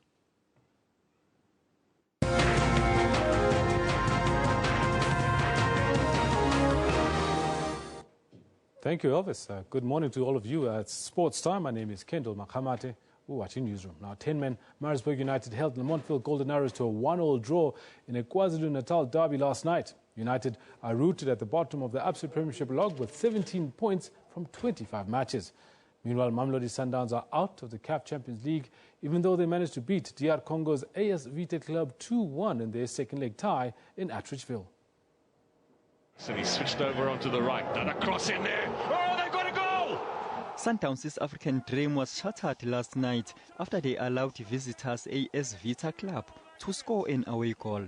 Having lost 1-0 to Vita in the first leg, the Brazilians had to find the back of the net 3 times after trailing 1-0 at home 6 minutes from half-time. But Pito Musimane's men couldn't find the winner, so they dropped down to the CAF Confederations Cup. In an Absa Premiership match last night, Golden Arrows and Maritzburg United went away with a share of spoils at the Chatsworth Stadium. United played the second half with 10 men after Delon Mekoa was shown a straight red card at the stroke of half-time. And in the second half, the team of choice showed remarkable character as they found the equalizer to claim a point which could prove to be the difference between survival and relegation come the end of the season. The United coach was allegedly abused by the opposition. The coach is coming into me and kick me in my face. I don't know if it is normal. I think good. The game, I can take it. It's not a problem. I got a lot of emotion. And this is not fair. This is not okay. A very delicate event we had here this evening. And good, we have to come down. But in our situation, we really don't need something like this. I think actually huge compliment to the players. I can only feel sorry for them. That's definitely something where I think actually we should think about if this is the right way to go to handle matches here in South Africa. I said at halftime to the players, the second goal was the important one. If we got it, we would have wrapped the game up. And and they got it. And we had to try and fight to get a winner. And they got a little bit of momentum after scoring the equalizer. But like I said, 15 points to now play for. We want to try and fight for as many of those as possible. Abafana Bestende remain in the 11th position, 4 points away from the top half of the log standings. Mduduzi Ndlovu, SABC News. Now, speaking of derbies, Liverpool are on cloud 9 as they maintain the stranglehold of Everton in the Merseyside derby with a one-sided 4-0 stroll against their local rivals, who had Ramiro Funes Mori sent off for a horror tackle in the second half. Never under any serious or sustained pressure, Liverpool scored twice late in the first half and then twice again halfway through the second. The men in red had to wait until the 43rd minute to take the lead when Milner floated across to the far post for Origi to outjump John Stones and plant his header into the net. Origi makes it 5 goals in his last 5 games. Sarko then made it 2-0 just minutes later, with a goal that was remarkably similar with Milner again the architect, picking out Sarko unmarked to head home from close range in first half stoppage time. 2 goals in 4 minutes. And there will be few more popular scorers at Anfield this season. The second half did not start any better for the Toffees, as defender Funes Mori planted his studs into Origi's ankle, which earned the Argentine a straight red card despite his protestations of innocence to the referee. Sturridge was introduced in place of Origi, and it did not take long to make his mark felt, receiving a pass from Lucas and coolly firing home for his 5th goal in his past 6 Premier League appearances. Finished with the casual calm of a man who knew he would certainly score. Coutinho closed Liverpool's account with a brilliant curling finish with 14 minutes of play left. Liverpool are now unbeaten in the last 11 top-flight Merseyside derbies, stay 7th in the table, but riding a wave of recent momentum and finding form at a good time ahead of their Europa League semi-final against Villarreal. The victory came at a cost, however, with Liverpool manager Jurgen Klopp later confirming that Origi had suffered a twisted ankle. Now, FIFA has brought together both men and women referees for the first time ever in an historic occasion as they begin their plans for the men's 2018 Russia World Cup and women's 2019 France World Cup. 48 selected FIFA referees and assistant referees from the Asian Football Confederation, the African Football Confederation and Oceania Football Confederation gathered in Doha, Qatar for 5 days of training. The men and women were taught how to observe and analyze controversial playing decisions, simulating match situations on the pitch and reviewing them on videotape. Their fitness was also tested. FIFA's head of refereeing, Massimo Busaka, who hosted the seminar, has been in charge of refereeing since 2011 and made it clear last year that he believed female and male referees needed to work together. Meanwhile, these men will be crucial in the Euro 2016 championship, and although they are training on a pitch, they are not football players, but referees. Considered by UEFA as athletes, the referees will be looking after the 51 matches organized in France next June. Putting attacking players between the defensive wall and the goalkeeper on free kicks will lead to a goal being disallowed. This will happen during the Euro 2016 finals, as UEFA referees plan to clean up the penalty area. Before the free kick is taken, they are invited to tell the players, be careful, because your position could cause a goal disallowed to your team. Referees will be greatly helped by the goal line technology. If the goal line technology can control the goal line, I repeat, the additional assistant referee can be very free to focus themselves on something else that is more probable than that can occur. Because what has to be clear is how many times a goal line incident occurs during a match. 0 point. How many set pieces do you have during a match? At least 20. Between free kicks and corner kicks, every match has normally 20 set pieces taken. And each of them are a situation where the contribution of the additional assistant referee can be important. The question of security around the tournament in the light of the terrorist attack last November in France was briefly mentioned. Referees say they trust authorities to make sure the competition will take place in safe conditions. It's great to see that the great Pierluigi Collina is still involved with football. The man took no nonsense on the field of play. Now, the Sharks are looking to get back to winning ways. They have not had the best of starts on their Super Rugby tour this year, going down to the Blues 23-18 at Eden Park in Auckland last week. And it doesn't get any easier. The reigning champions, the Highlanders, lie in wait in Dunedin on Friday. There are a few changes to the Sharks team. Among them, the absence of Paul Jordan, who's out due to a niggle. Shifting JP Peterson to outside centre, Adwa Ndungane comes into the starting lineup. If they come off the bench, Springbok hooker, who served a suspension for a banned substance, Chiliboy Ralipile, and Jean Daisel will make their first start for the Sharks in the 2016 competition. The Durban side's determined to get this tour back on track. Pretty good week last week, obviously very disappointed with the result. But I've been really happy with the way the guys have reacted to the result and the performance and the opportunities this weekend. And it's been a good training week down in Queenstown. So yeah, I mean, pretty positive and excited for the opportunity this weekend against the champions. Meanwhile, the Sharks are embarking on a township tour during the months of April and May, which sees them, for the very first time, play 3 Provincial Cup Round 1 matches in the communities of Claremont, Umlazi and KwaMashu. So this weekend we are having a game between the Sharks and Namibia that will be taking place here at Kingswell Tennis Stadium. Part of taking the Sharks to the townships is to promote township experience by bringing Shark supporters here, so that they can see some of the best facilities that are available in the townships in as far as entertainment is concerned. The match will provide many residents here their first opportunity to witness a live rugby match. Come Saturday, organisers are hoping to see packed stands. Blaine Herman, SABC News, Durban. Now, the Sanlam Cape Town Marathon takes place on the 18th of September, and the organisers are determined to join the global stage alongside famous city marathons like New York, London and Tokyo. Currently, it's the only marathon in Africa with silver label status, but the aim really is to target gold label recognition. The race has been revived and is growing, but a lot more work needs to be done to join the elite marathons in the world.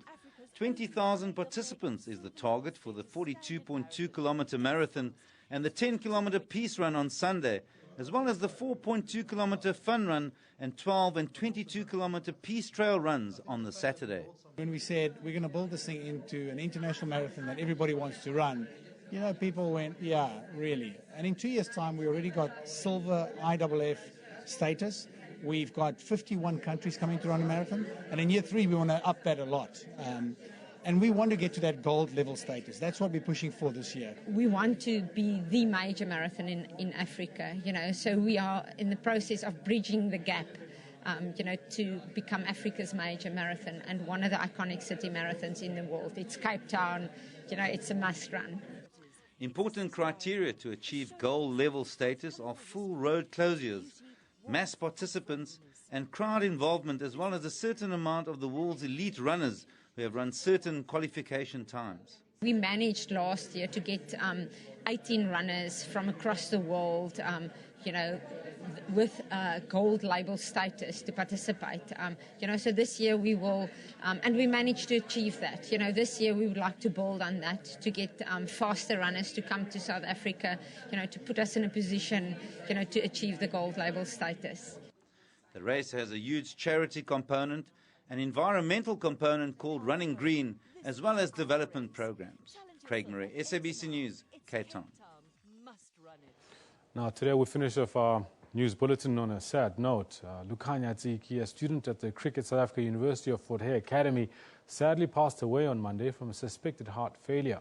Tsiki was studying a diploma course in marketing management via MC College, and he had previously represented border schools at the Coca-Cola Kaya Majola Under-19 Cricket Week in 2010 and 2011 while a student at Queen's College. May his soul rest in peace, and condolences to his family and loved ones. That's where we leave it with the sports news. Take a short break. When we come back, Elvis President is standing by with more news and analysis.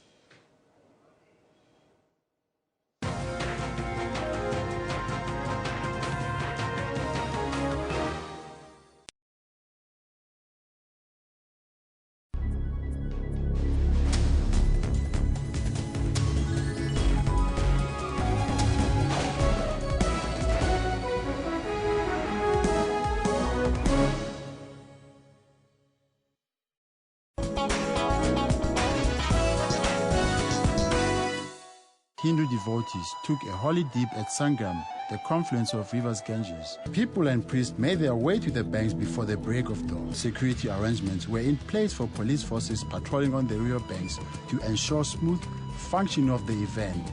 A mobile museum in India's West Mumbai is highlighting the skills and creativity of residents of one of Asia's largest slums. That's what we've been doing here, is creating this platform, and we came here to help it develop and to, just build it up.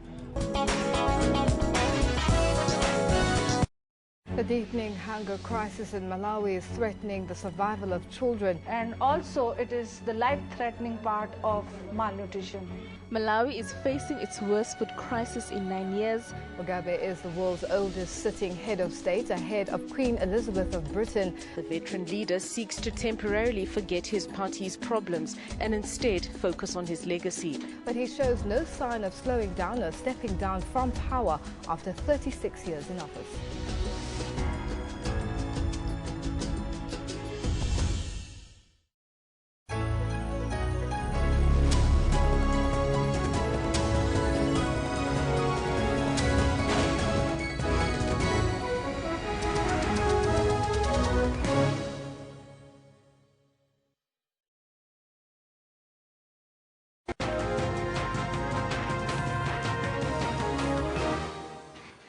Now, as the Department of Energy prepares to issue requests for proposals to build up to 9,600 megawatts of nuclear power generation capacity, a better understanding about localization, readiness and fabrication code opportunities is critical for all service providers who are going to be involved in the process.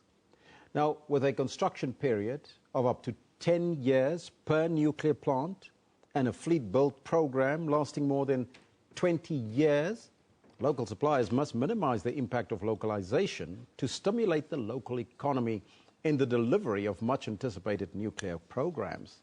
Now, to unpack the story further, in our studios, we have the pleasure to be joined by John Fletcher, a nuclear localization specialist at Eon Consulting. A very good morning to you, John, and welcome. Good morning. It's nice to be here. First and foremost, explain to me the concept of a localization specialist. So in this context, we're talking nuclear new build, we're talking a large amount of money that's going to be spent by the South African government, and we would hope that we can ensure that a significant portion of that will be spent in South Africa on local suppliers, service providers, and so on. We want to maximize the amount of money of that spend that is spent in South Africa. So that is to ensure that all the resources are available for these nuclear plants being made right here and being delivered right here. Indeed. So the whole thing about localization is not everything can be made in South Africa. Some of the more specialist nuclear components will be imported, but there's a large portion of components that can be procured, manufactured, sourced and supplied in South Africa. And we only need to look at the Matupis and the Consilis of this world to see how sophisticated our industry is and the types of components, vessels, piping, pumps, and so on that are being supplied.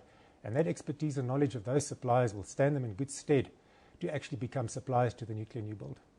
John, I'm going to interrupt you there because it seems like we have the President ready. Now, he is releasing the program today, the arms procurement, to report live on SABC2. That's our SABC2 viewers, and would like to welcome them on board. And, of course, here on our very same channel, Channel 404. Now, the President appointed a commission of inquiry in November 2011 to investigate the allegations of fraud and corruption, impropriety or irregularity in the strategic defense procurement package, and that commission was chaired by the Supreme Court of Appeal Judge Willie Sariti. Let's now cross live to the proceedings as we see the President is getting ready to deliver his speech. Fellow South Africans, various calls were made since early 2000 for the establishment of a commission of inquiry to investigate allegations of wrongdoing in the strategic defense procurement packages. Around November 2010, legal proceedings were instituted in the Constitutional Court for direct access. The applicant in that matter asked the court, amongst others, to declare that the President's failure or refusal to appoint an independent commission of inquiry into allegations of irregularities, fraud, and corruption in the strategic defense procurement packages, which the applicant refers to as the arms deal, was inconsistent with the Constitution. He asked for an order directing the President to appoint within 10 days an independent commission of inquiry under Section 84 2F of the Constitution, read with the Commissions Act 8 of 1947, to inquire into allegations of wrongdoing and to report publicly thereon. On the 12th September 2011, I filed an affidavit in response to the application, wherein I set out that despite not conceding any of the contentions advanced by the applicant, I had decided to appoint a commission of inquiry. On the 24th October 2011, I appointed the Commission of Inquiry into allegations of fraud, corruption, impropriety, or irregularity in the Strategic Defense Procurement Package, also known as the Arms Procurement Commission. The commission was chaired by Judge Willie Seriti of the Supreme Court of Appeal, Judge Hendrik Tekiso Musi, then Judge President of the Free State High Court, and Judge Francis Lekhodi of the North Gauteng High Court. Judge Lekhodi resigned a few days before the commission was to start public hearings, and the two judges continued with the work. The final report, which consists of 3 volumes, was delivered to me on the 30th December 2015. I undertook to process the report and in due course make further communication on the matter. Having considered the contents of the report and the findings thereof, I have taken a decision to release the 3-volume report to the public. Included in the Commission's terms of reference were the following: the rationale for the Strategic Defense Procurement Package, in other words, why the country needed it, whether the arms and equipment acquired are underutilized or not utilized at all, whether job opportunities anticipated to flow from the package have materialized at all, whether any person or persons within and or outside the government of the Republic of South Africa improperly influenced the award or conclusion of any of the contracts awarded and concluded, and if so, whether legal proceedings should be instituted against such persons and what form they should take, and whether any contract concluded is tainted by any fraud or corruption capable of proof such as to justify its cancellation and the ramifications of such cancellation.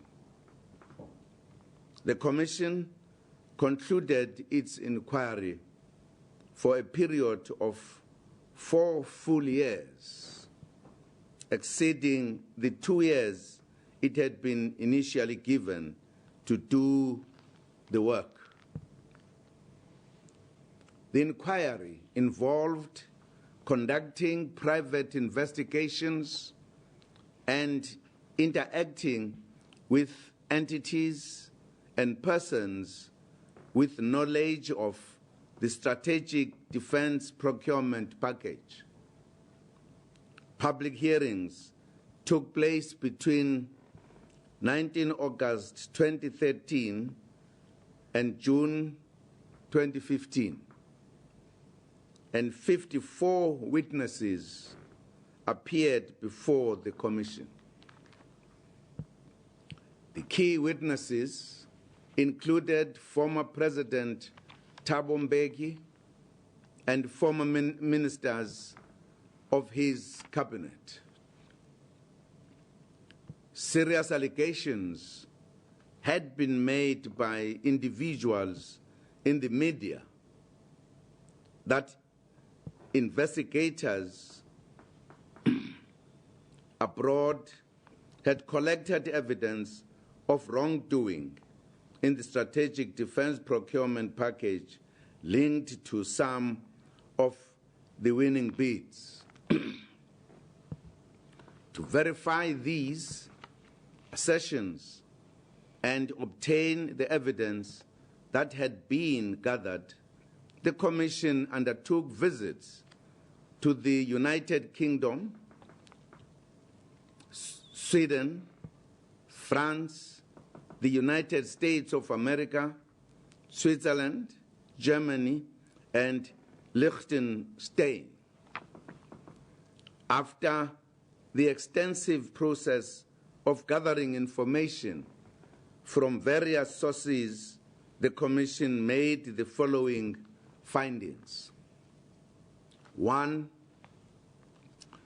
On the rationale for the package, the Commission found that it was necessary for the South African National Defence Force to acquire the equipment it procured in order to carry out its constitutional mandate and international obligations of peace support and peacemaking.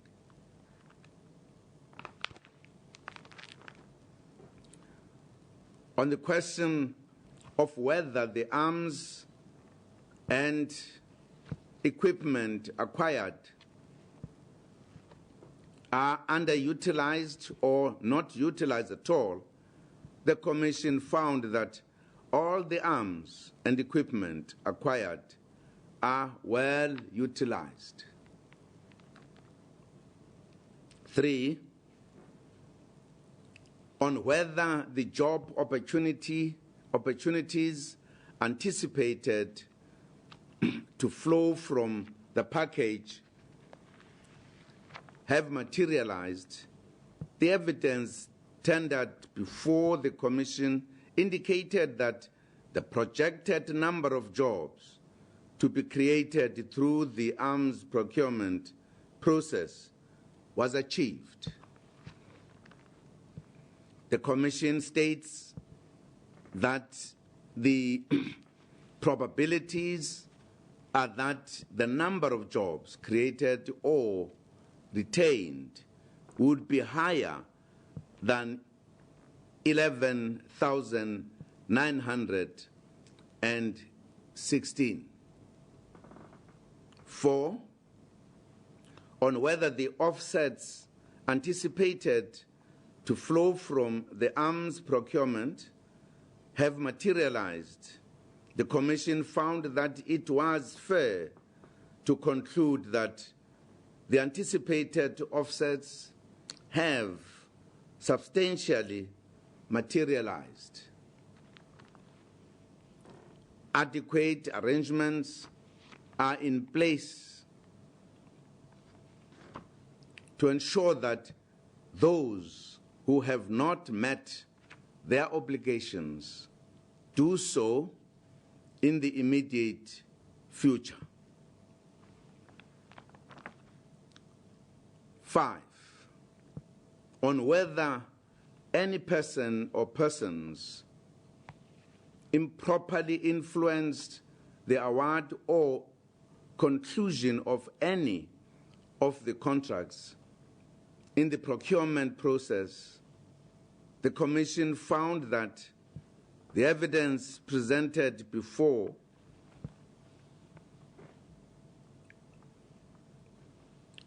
it does not suggest that undue or improper influence played any role in the selection of the preferred bidders, which ultimately entered into contracts with the government. 6, on whether any contract concluded through the procurement process is tainted by any fraud or corruption, the Commission states that the widespread allegations of bribery, corruption, and fraud in the arms procurement process, especially in relation to the selection of the preferred bidders and costs, have found no support or collaboration in the evidence, oral or documentary, placed before the Commission. No evidence was found as well through the Commission's own independent inquiries. The Commission also probed the engagement of consultants by some of the bidding companies.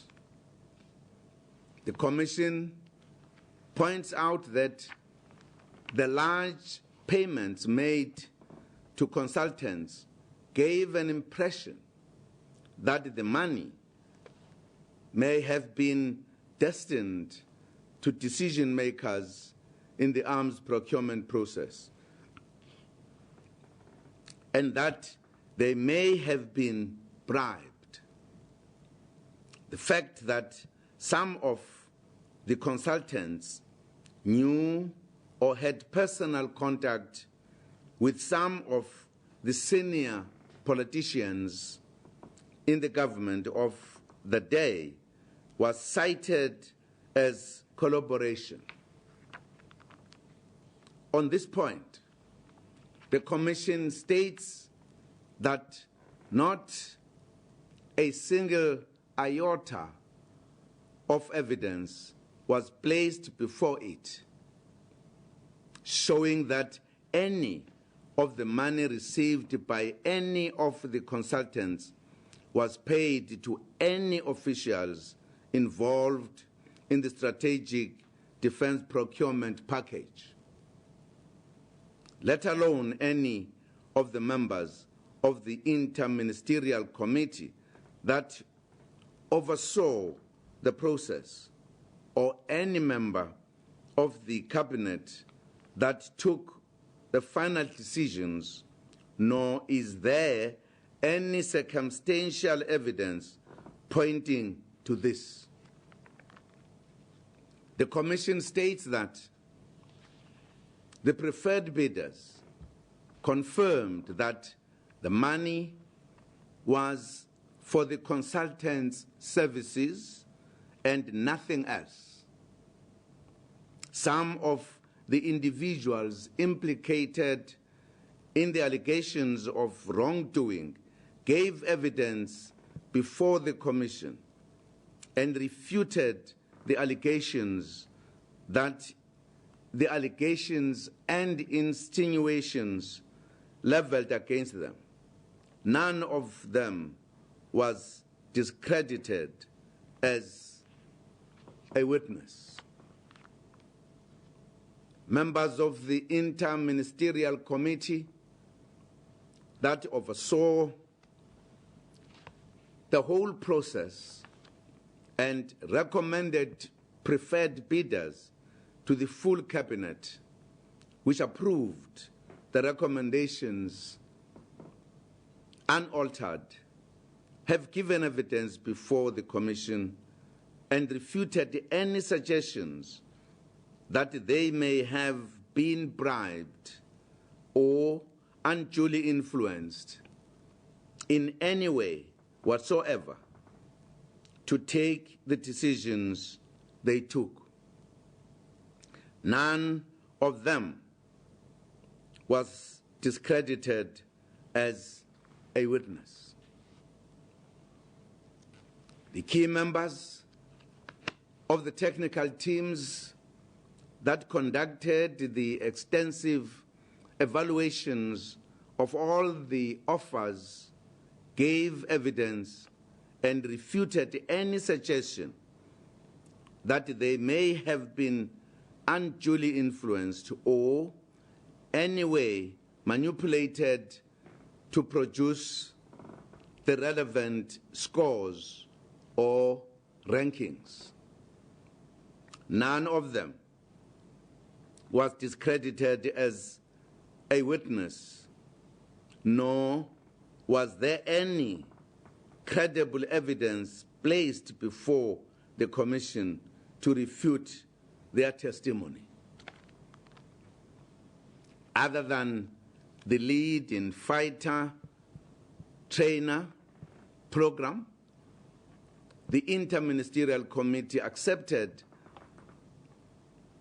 unaltered the results of the evaluations produced by the technical teams and recommended to the full cabinet the preferred bidders identified by the technical evaluations. Where the cabinet took a different decision, for an example, the selection of the selection of BAW Hawk aircraft for the LIFT program, they gave full reasons of the strategic nature for this decision. Moreover, says the Commission, there was no evidence that such decision was tainted by any improper motives or criminal shenanigans. There was also no basis whatsoever for disbelieving the evidence submitted by the members of the Inter-Ministerial Committee in this regard. The Commission concluded by stating that there was no room for it to draw adverse inferences inconsistent with the direct, credible evidence presented to it in respect of all material aspects of the terms of reference. Government had been of the view that any findings pointing to wrongdoing should be given to law enforcement agencies for further action. there are no such findings, and the Commission does not make any recommendations. I wish to express my sincere gratitude and appreciation to the chairperson of the Commission, Judge Reddy, as well as Judge Musi, for the professional, efficient, and effective manner in which they conducted the Commission. We also wish to thank the evidence leaders, the legal teams, all the witnesses, staff members of the Commission, and all those who contributed to making the work of the Commission a success. I thank you.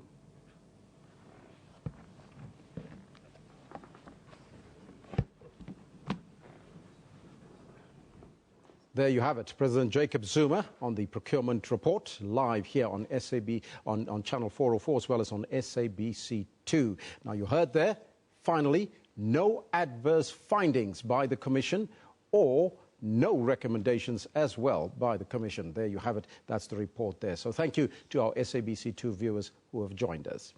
We now continue. In a short while, we'll be crossing live to the Department of Housing, where we will cross to Cosmo City for that unveiling, but we'll keep you tuned to that particular one. Now, we'll continue with our stories here on SABC News Channel, on Channel 404. But first, let's take a quick break, and then we'll come back after that.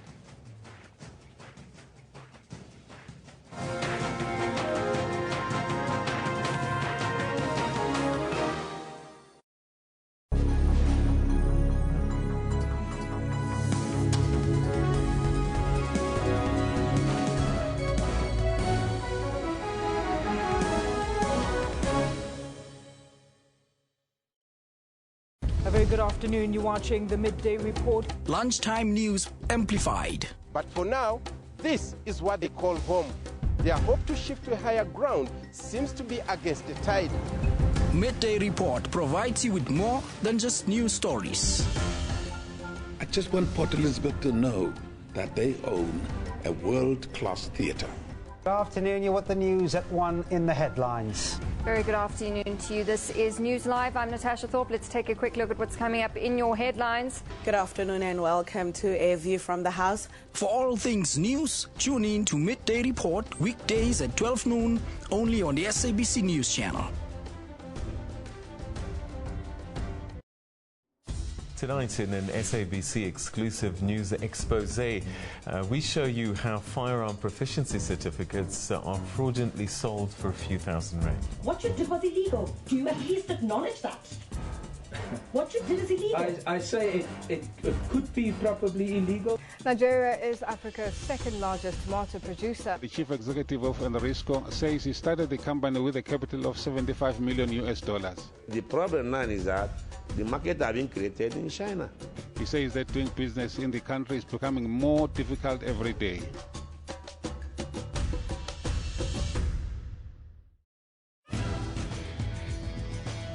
A lot more Africans are getting smartphones. You've got 150 million people using mobile devices in this country. This means internet connectivity is increasing. That results in access to information. Some are using social media to share new African narratives through campaigns. The friend says, oh, I'm seeing this thing on Facebook. Where is it happening? At Yege Stadium, everybody goes there. On Network, we tell you how Africans are staying connected. We also have new gadgets, games and social media news. That's Network with Ms. Pumelele Zondi, every Sunday at 19:30 Central African Time.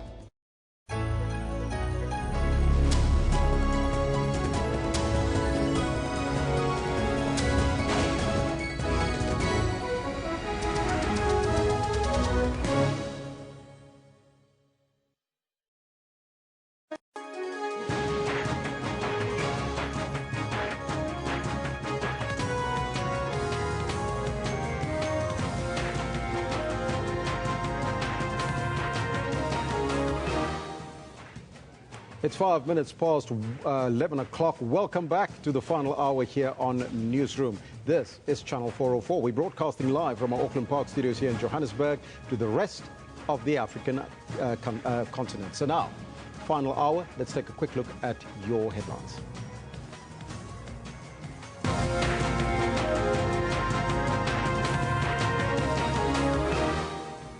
Gautrain has resumed operations between Pretoria and Hatfield stations after a truck ran onto the railway line yesterday. Police are maintaining high visibility in Zandspruit informal settlement northwest of Johannesburg following service delivery protest. And a 6.1 magnitude earthquake has struck off the coast of Ecuador, causing a new panic after a weekend quake killed more than 500 people and injured over 5,000. Those are all your headlines, but before we get to the news, let's find out what's happening on the sports field. Thank you very much, Elvis. This is what we've got for you in the sports today. They are through. ASV Club are into the next round of the Champions League. The wheels come off Mamelodi Sundowns' CAF Champions League campaign as the Congolese club AS Vita win on away goals after a 2-2 aggregate draw. Lucas Sturridge finished with the casual calm of a man who knew he would certainly score. And Liverpool win the Merseyside derby, flattening Everton 4-0 in a demolition job. And Nishikori moves into round 3. And all this as two-time defending champion Kei Nishikori eases into the third round of the Barcelona Open. That is what we've got for you in the sports at about 11:30 or so. So now back to Elvis for the news. Thank you, Kendall. Now, as the Department of Energy prepares to issue a request for proposals to build up to 9,600 megawatts of nuclear power generation capacity, a better understanding about localization, readiness and fabrication code opportunities is critical for all service providers who are going to be involved in this process. Now, with a construction period of 10 years per nuclear plant and a fleet build program lasting more than 20 years, local suppliers must maximize the impact of localization to stimulate the local economy in delivery of the much-anticipated nuclear program. Now, to unpack the story further in our studios, we are joined by John Fletcher. He's a nuclear localization specialist at Eon Consulting. John, a very good morning to you and welcome. Good morning. Thank you. It's nice to be here. First and foremost, tell us about localization. What is it all about and why is it important? So in the context of the nuclear new build, the government will be spending a vast amount of money, and we want to ensure that we maximize that portion of that spending that we can in South Africa for the benefit of our country.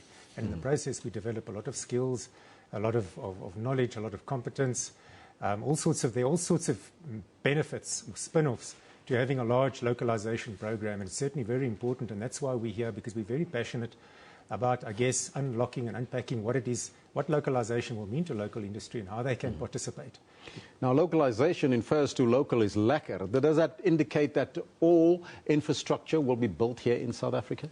So you need to understand that a nuclear plant has a nuclear island, which is the section, the nuclear section, the reactor, the steam generator, the pressure vessels, and so on, which you always see in those domed, in the pictures of nuclear plants in the dome part.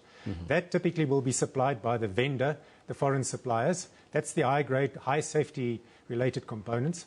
But the rest of the plant, which we would call the balance of plant and all the civil works, there's a large portion of components that are non-nuclear that can be supplied by the local industry. And that's our message, is that the local industry needs to understand what it is that are required from components that can be supplied by local suppliers without too much effort from their side in getting all sorts of sophisticated quality management accreditations and the likes.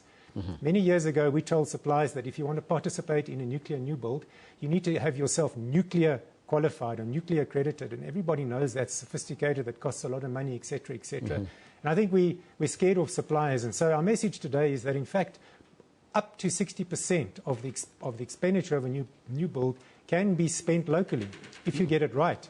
Not so easy. Typically, I can give you an example. When Coburg was built in the 70s, there was not a very strong localization requirement, but they achieved, I think it was, the final number was 43% of the value of the plant was sourced locally. And that was, the term they use is, it happened naturally. So they sourced what they could, and it ended up at 43%. Now, so we can say the same thing for this new build. We should quite easily be able to achieve naturally, but if we want to push it up higher, there's a bit of effort. So industry needs to understand what it is they need to do to, inverted commas, up their game to be able to participate and fully get what they can out of the spend.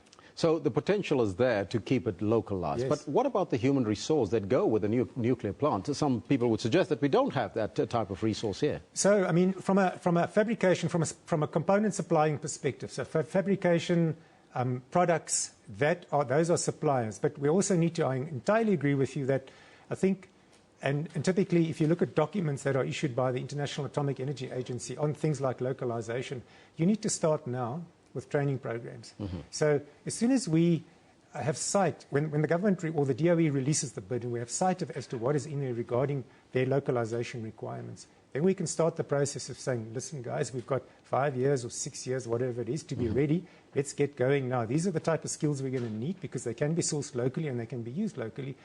Big programs. So it has to be a national thing. It can't just be the individual suppliers gearing. It has to be a policy from government side. And I do know that government is very strong on localization. So I'm hoping there will be and I'm aware of at least 2 studies that were put out to tender by the DOE to look at different localization models and what can be localized and how much can be localized and how soon and how you phase it over the different number of units and so on. So there's a lot of knowledge out there. We just need to get details so that we can then figure out how we're going to do it. Yeah. Now, it takes about 10 years to construct a nuclear plant, and of course, if you want a fleet build program, that could take about 20 years. Why does it take so long, and why is that important to have? So, typically, you know, a new plant like that, there's a lot of regulatory and licensing activities, and of course, environmental impact assessment. There's paperwork that needs to be completed before you can turn the first sod on the ground, and the licensing process will take a while. The review of the environmental impact assessment will take a while. The site approval license will take a while. There's a lot of work that has to be done before the actual commencement of the construction can start. The first plant will probably take the longest. Thereafter, if it's a fleet and it's similar plants, then we learn as we go, so we should get smarter and it should happen more quickly. The phasing is the demand on the grid. Can the grid absorb the amount of energy you're putting into it? And secondly, the cost. So the more you spend over a shorter period, the more money you've got to fork out. So if you want to phase it over a longer period, it's possibly more affordable. But then again, if you need the power sooner, it's this whole balancing act. Now, some would suggest that by now, when Kusile is up and Medupi is up and we have all the other plants going, that we should have enough power in the country. Why do we need nuclear? And is that a viable proposition? So indeed, the short-term view is by 2018, possibly we should be okay. We should have a surplus, possibly. But that's not going to last because we know that the fossil stations that we have are rapidly getting to the end of their useful life, and refurbishments are going to be needed. It's old technology. They're very dirty. They put out large volumes of CO2. They're not good for the greenhouse gas. And we as nuclear say, well, nuclear is the new low-carbon fuel that we can use, or power generation that we can use to drastically reduce carbon emissions into the atmosphere. So as we then start building and phasing in, as we've said, it's a long, slow process, and the process is driven by the demand. So they take a view when they look at the integrated resource plan that is put out by the DOE. It says we have a high road and a low road, an intermediate road as to what we anticipate the GDP growth is going to be in the country. For that, we need to match the power supply. And so there are different curves, and at the moment the curve has actually been incredibly low. The demand hasn't been what was expected. But if we get the power up and running, when Medupi and Kusile are running and Gula is halfway there already, then there's going to be an increased demand for power. And the big thing about phasing over a 20-year period, as we bring in the nuclear, so we can phase out and mothball the dirty, smelly, coal-fired power stations, which essentially have served us very well, but become increasingly more expensive to run, as we know from a maintenance perspective. Now, if we look back at the nuclear power station we got in Cape Town, that's been running for years. I think there was only one problem with a little screw in there. A bolt in the generator. Yes. So it has a very good record, availability record. It's above 90%. That it operates. The time that it operates is above 90%, which is incredible. But that's what nuclear power plants are about. They're very reliable because the technology is it's such high tech. Everything is so carefully monitored. They can't afford anything to go wrong ever. So there's systems upon systems upon systems to make sure the plant is safe. What are the benefits? Are there job creation possibilities? And are there any offsets from this particular project? So massive, and that's the point of localization. If there were no localization and we just paid a foreign vendor to come in, build the plant, pay suppliers from their local country, then they would come in, do it and leave, and there would be absolutely no benefit to the local economy whatsoever, other than a reliable new source of power. So we want to follow the other route and actually make sure that the country benefits massively, not only from the increased power generation, but from the jobs, the skills. Countries need large engineering and or science projects. It's proven all over the world. We've got the SKA, that is absolutely fantastic. The nuclear new build will be another that type of thing. The number of students that will get bursaries, that type of thing, the training that's going to be done, we need it. The country certainly needs it. It's a big stimulus. And what about job creation? I mean, there's a lot of people that says, you know, there is a shortage of jobs. Will there be job creation, especially for people that are skilled in the art of maybe welding, for that matter? Well, certainly. So that's the point. I mean, the opportunity there will be to lift your skills. So welding on a nuclear plant is the ultimate type of welding. If you're a welder and you want to aspire to heights, that's what you would want to do. You want to weld inside that concrete dome on the nuclear supply system. That's on the Class 1 components. For that, you've got to be top-notch welder. And you could get there. So as we say, if there's a fleet and it takes 20 years, if you start your training now and you learn on the first plant, by the 5th or the 6th or the 7th plant, you are there and you've got an incredible skill. The sad thing is that it always ends. So Medupi and Kusile, we're talking to some civil contractors that work there, and the civil works is completed, and there's a lot of skills that were built up and a lot of knowledge. Those people now are drifting away, and there's nothing for them to go to. We need to capitalize on that and move them onto nuclear as soon as possible to continue the process. So, you know, you don't want these interruptions. John, just briefly, we just had the president there in terms of the arms steel procurement report that came out with no adverse findings. A lot of money being spent on that particular report and, of course, that particular program. What's your view on this, and would that be maybe have an impact on the nuclear build program? So, you know, there's been a lot of talk, speculation in the press regarding that if we did embark upon this program, there would be enormous levels of bribery and corruption, and money would go into the wrong hands and so on and so forth. I guess what the arms report is saying is that we have a chance there that, in fact, it's not as bad as it sounded, and that, you know, but the procurement process is so solid. You know, I don't see how you easily can bypass and actually, you know, the process is not flawed. It's so open and so transparent, and it's such a big, technically complex. The bid documents will be a pile of documents this high that people have to go through. Most people are not even going to understand what is written in there. You know? So I think we have a good chance of getting it right. Now, we're running out of time, but I need to ask this question. International vendors have already started engaging local partners. Who is winning this bid? So, boy, would we love to know. You know, we don't have a preference. So we don't have a preference for the technology.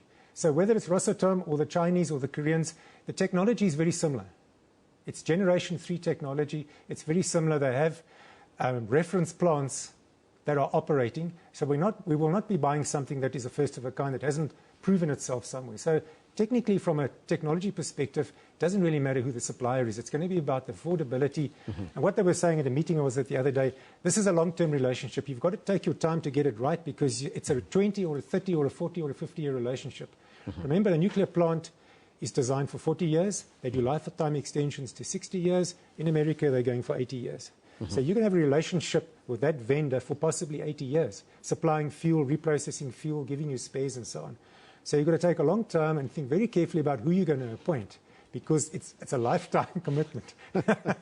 So we'd love to know, but we give them time. Yes. John, thank you so much for joining us here in studio. That was John Fletcher. He's a nuclear localization specialist at Eon Consulting, giving us the rundown there. Now, as I said, it's a long-term investment and relationship. 40 years from now, you'll see me and him talking about this from then. So you have to stay tuned to get more on the nuclear build program.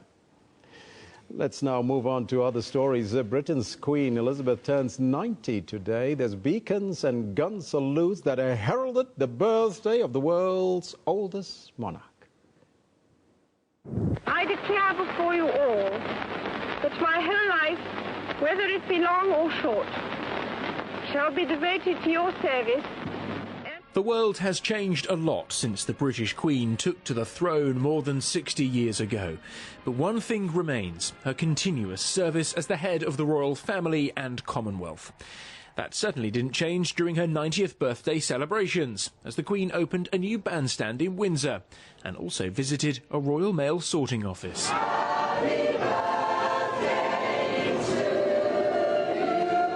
For those gathering outside Buckingham Palace in London, she's as popular as ever. I like the Queen. I like the rest of the royal family. I do think they do things to the country that's good. I think it's quite an important image of the history of England.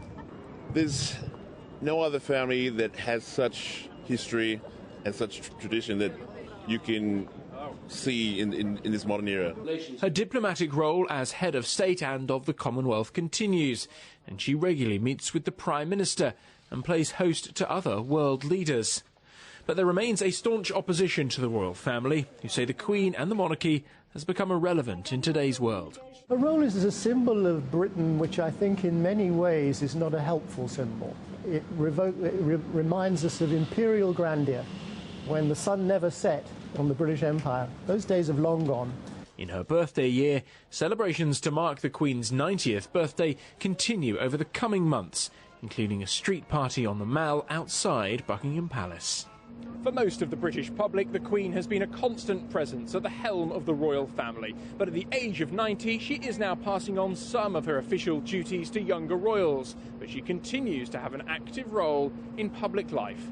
Dan Whitehead, SABC News, Buckingham Palace.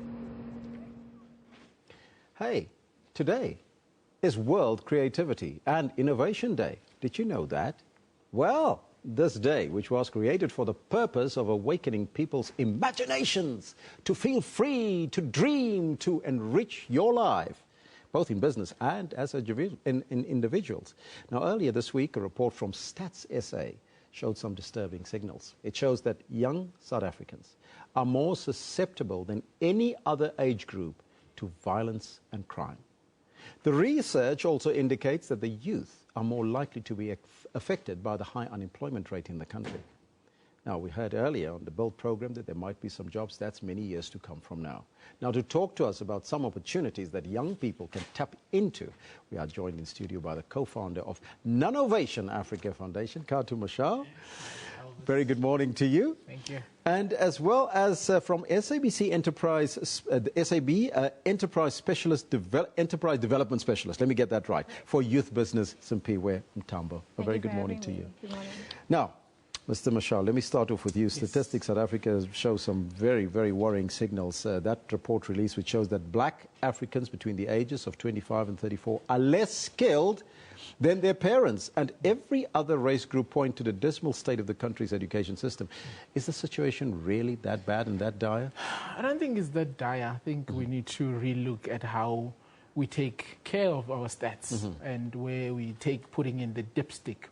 From where I sit, where I've been running and working with young people over a period of time, 15 years to be exact now, I've realized that there's a lot more happening in the unaccounted for economies in villages. Your spaza shop, the informal sector, there's a lot of stuff that is happening.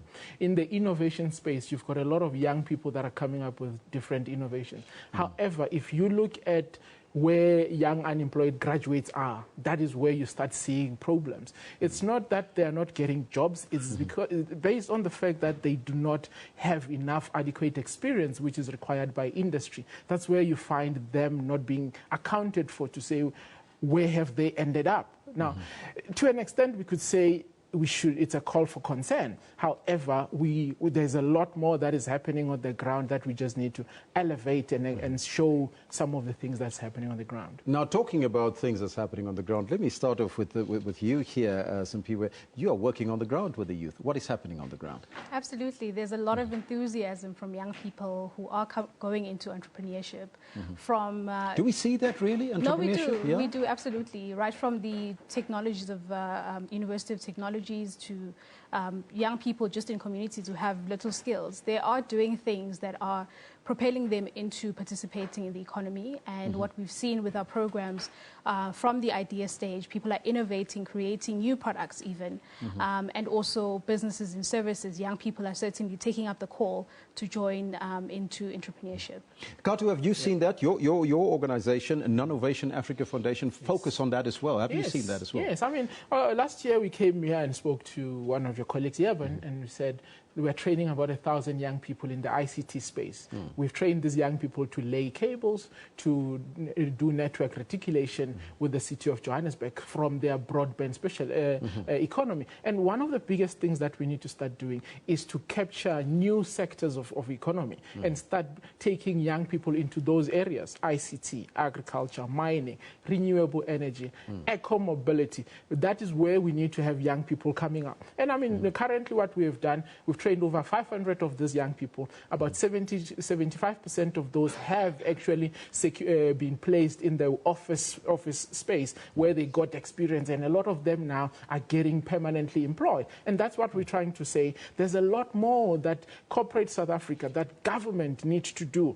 Instead of just saying we need things that have been proven, they need to open up and start taking up new innovations that come from communities, because those innovations are those that are going to make sure that young people do not sit up and wait for job opportunities to be created by I'm going to come back to you to talk about the SOJA program, but let me come back to you, Simpiwe. On the 5th of May, apparently the SAB Kickstart will be announcing their beneficiaries of the Youth Entrepreneurship Program for 2016. Tell us a little bit more about that and that particular initiative. SAB Kickstart has been running for 20 years now, and we've supported close to 20,000 entrepreneurs to start businesses, and these are young people. That is South African breweries, right? Yes. You're not teaching them how to drink, right? Absolutely not. This is part of our enterprise development initiatives, and it's our flagship youth development program also. And over the years, we've invested a lot of money into supporting these businesses to start up. And in 2015, we then revamped the program to actually look at pre-startup with Kickstart Ignite. And there we work with institutions of higher learning like University of Limpopo and Central University of Technology in Bloemfontein. And the program that will be announced on the 5th is Kickstart Boost. And there we're looking at entrepreneurs who've already started businesses. They've been operating for about 12 months. And we'll be announcing the finalists who will be funded and actually going into our business development support program for the next 6 to 9 months as well. And what are some of the exciting projects that you've seen come up through the entrepreneurs that you've seen through the foundation? Geez, and it's very interesting when you look at the dynamics in the entire country. There's a lot of agriculture-based projects and businesses out in Limpopo, for example, and when you go to places like Gauteng, you find more technology businesses. So there are definitely nuances that are very prevalent. So there's a difference between the metros and the rural areas, Absolutely, right? there is. And young people are doing things that they are skilled in, and also some of them are also going into new spaces as well. Our Kickstart Ignite program, for example, we currently have 28 entrepreneurs who are innovators. They are making things. We have one of our entrepreneurs who's making yogurt made from sweet potato. Yeah? We have someone who's also doing a stethoscope in the medical space. So it's a wide range of things that we're seeing, and we're very excited to actually share those and go into partnerships to launching and supporting entrepreneurs. Can youngsters and young entrepreneurs that still want to participate in this program still enter, or is it too late for them? Definitely never too late. We will be opening our round of 2016 applications in June, so we just encourage people to keep watch on our social media and our websites for when those are open. And each year we take in a crop of entrepreneurs. We also offer a package, so not just funding, but we also offer training, mentorship support, access to market. Is very important that once we've supported these businesses, we're able to then ensure that they get business and they're actually able to grow. So each year, those who have ideas, we're not locking them out. We're saying, come just with your idea. You don't have to have experience in business, and we will support you to launch your idea into a proper functioning business. Wonderful. Katu, let me just come back to you briefly about the SOJEP program. How's it going? Is it working? Yeah, the COJD project, which is just basically trying to empower young unemployed graduates, has grown so much that currently we have seen about 40 young people starting their own business, which is now servicing the same companies like your telecoms, your various government departments. And these are young people that we got from the streets. I tell you. I'm telling you. And one of the things that I needed to highlight is some of them were trained to be coders, programmers, and they have come up with apps that are improving market access for farmers, like she was talking about. Some of them have just developed an app that would improve the way the police and the security industry actually is able to capture information. All of us have been frustrated one way or the other by the security cluster. But these are young people that are coming up with innovations that would improve not only service delivery, but also have an impact in their own personal life. Now, that's what I would love to hear every day, because this is what we need. Good news. Briefly from both of you, I know we're out of time, but your advice to youngsters quickly. Start now, start quickly, learn the ropes, fail if it need be, and don't be afraid of failure. And I think parents also need to support these young people to going into business. And you don't need money to start, but you just need the drive to go. Yeah. Look, we might be going through a lot of challenges as a country, but you know what? There's a glimmer of hope. It's only about our attitude as young people, how we perceive things. Are we going to just focus on what is going negative, or are we going to look at something good that we can do in our communities and start small and grow big? Organizations are there to assist us. You just need to go out there and stop despising stuff and information. Katu Mashao, he's the Nanovation, I need to get that right, Nanovation Africa Foundation co-founder, as well as SAB Enterprise Development Specialist for Youth Business in Piwe Mtambo. Thank you both for coming through and joining us here in studio. Thanks, Elvis. That's my guest today. We'll take a short break and we'll be right back after that.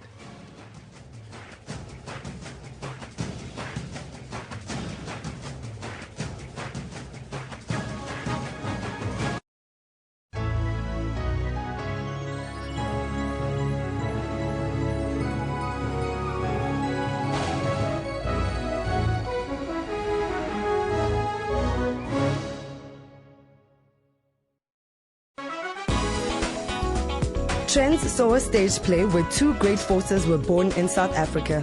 The Broederbond formed in 1918, which is the year that Nelson Mandela was born. So these forces were essentially born in the same year. Brilliant clothing designs and jewelry comes from cement. So we try and guide the artists and the designers in playing, experimenting and testing their work through the medium of concrete. Behind the scenes of an exciting Afrikaans movie, Modder and Bloed, we met the actors. And the cultural backdrop is kind of irrelevant. It's kind of the flavor of the film. That whole thing brought us all closer together, and it read beautifully on camera. You know, we weren't acting cold, we were really cold. Join Refilwe Muilwa every Friday at 9 p.m. on Trends.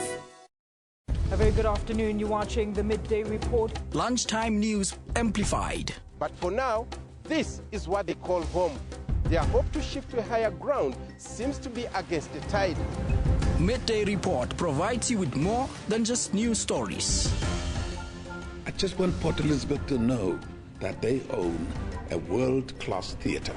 Good afternoon. You're with the news at 1 in the headlines. Very good afternoon to you. This is News Live. I'm Natasha Thorpe. Let's take a quick look at what's coming up in your headlines. Good afternoon and welcome to A View from the House. For all things news, tune in to Midday Report weekdays at 12 noon only on the SABC News channel.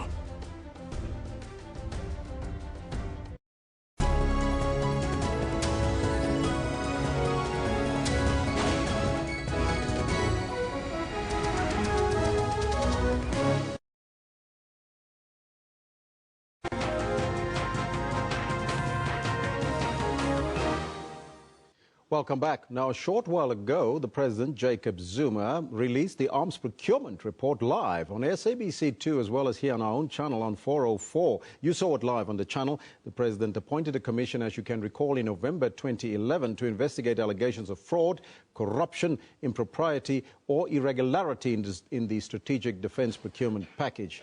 That commission was chaired by the Supreme Court Appeal Judge Willie Sariti, as you can recall. Now, a man that has been following the story, he had sleepless nights around the story, is our SABC senior reporter, Njanji Chauke, who's been covering it for a very long time. A very good morning to you, Njanji, and welcome. Okay, thanks for having me. Now, what do you make of the released report by the President just now, a short while ago? I think, Elvis, looking at what the president delivered a few minutes ago, it depends where you are sitting, you know. I mean, if you're a critic of the arms deal, obviously you'll say this finding that has been made by the commission and that was delivered today by the president was expected. But if you're sitting on the other side, no, it's something else. You'll recall that we sat through this commission for about 5 years. I mean, I was traveling between here and Pretoria, sometimes spending a lot of time in Pretoria, covering the hearings, and we saw more than 50 witnesses that were called. Some of the witnesses refused to come and testify. Some, we saw them jumping ship when the commission was about 60% into its work. So for many, and looking at the reaction also on social media, this finding that was delivered today by the president is not something that was not expected. It was a fait accompli for many people. Take us through some of the topical issues during the course of this report. You remember when the commission started, there were a number of glitches. At first, there were 3 commissioners that were supposed to sit through the commission, the public hearings.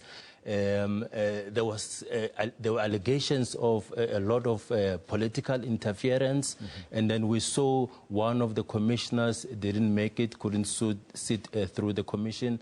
We ended up with 2 commissioners sitting through, one of them being Judge Willie Siriti. And we also saw some of the most senior members of the commission. Here I'm talking about very senior lawyers also jumping ship. Some alleging that, you know, this commission is just grandstanding, you know, it's a done deal.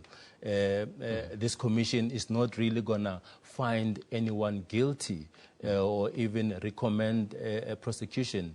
And as you heard when the president was delivering this report saying he's not even making any recommendations, because according to the commissioners, there was not even a single iota of evidence relating to allegations of bribery, corruption, and also in terms of influence, in terms of awarding contracts to the preferred bidders. So, talking about that, because there was no adverse findings, says the president, and there's no recommendations, right? No, I think we should clarify it. It's the commissioners that are that are saying this. The president is just delivering the report. But looking at the report, and he also mentioned in point number 3, he mentioned about job opportunities and offsets, that there has been substantially material offsets that emanated from this from the project. Job creation, that is also material. There was a number of jobs created. 11,916 was the number he mentioned. Are those some of the things that was really positive about the Arms Commission? Yeah, one of the main controversies about this arms deal, as you recall, that it was signed in 1999. President Mbeki, being a former president, one of the key witnesses that was called from the state to come and testify, as well as some of the former cabinet ministers, Ronnie Castles, the former finance minister, Trevor Manuel, and a whole number of guys from defense as well, Musiwa Lukota, when he was still a cabinet minister. And then looking at the evidence that they've have given, rejecting allegations of political interference, allegations of corruption. You'll remember there was one of the people that was accused of having benefited a lot in terms of having made a lot of money from the arms deal. Here I'm talking about Fanahlungwane. We heard today that there was no proof whatsoever. As a consultant, when you are an intermediary or you're negotiating a deal, at the end of the day, you have to be paid for the services rendered. So the commissioner saying that there was no evidence whatsoever. But I would like to believe that people like Richard Young, who is one of the losing bidders, maybe where he's sitting now, maybe in Cape Town, he's just looking at this report and saying this was expected, you know. Looking at the expectations and talking about the consultants, there was no evidence. The president also said that anybody received any money from any consultants, especially from the cabinet's perspective, as well as the interministerial committees. That says it all. Basically, it sort of closed off the case completely, that there was any wrongdoing or fraud. Yeah, I think it's very crucial, and it gives confidence to the government. There were a lot of questions that were being raised about the credibility and legitimacy of our government, especially in terms of how they handle taxpayers' money. You know, now that the commissioner is saying there was no evidence that money did exchange hands, especially talking about people in the executive or talking about politicians, cabinet ministers here. For Nahlungwane, we saw the former President Thabo Mbeki saying, this man was a consultant, go anywhere in the world.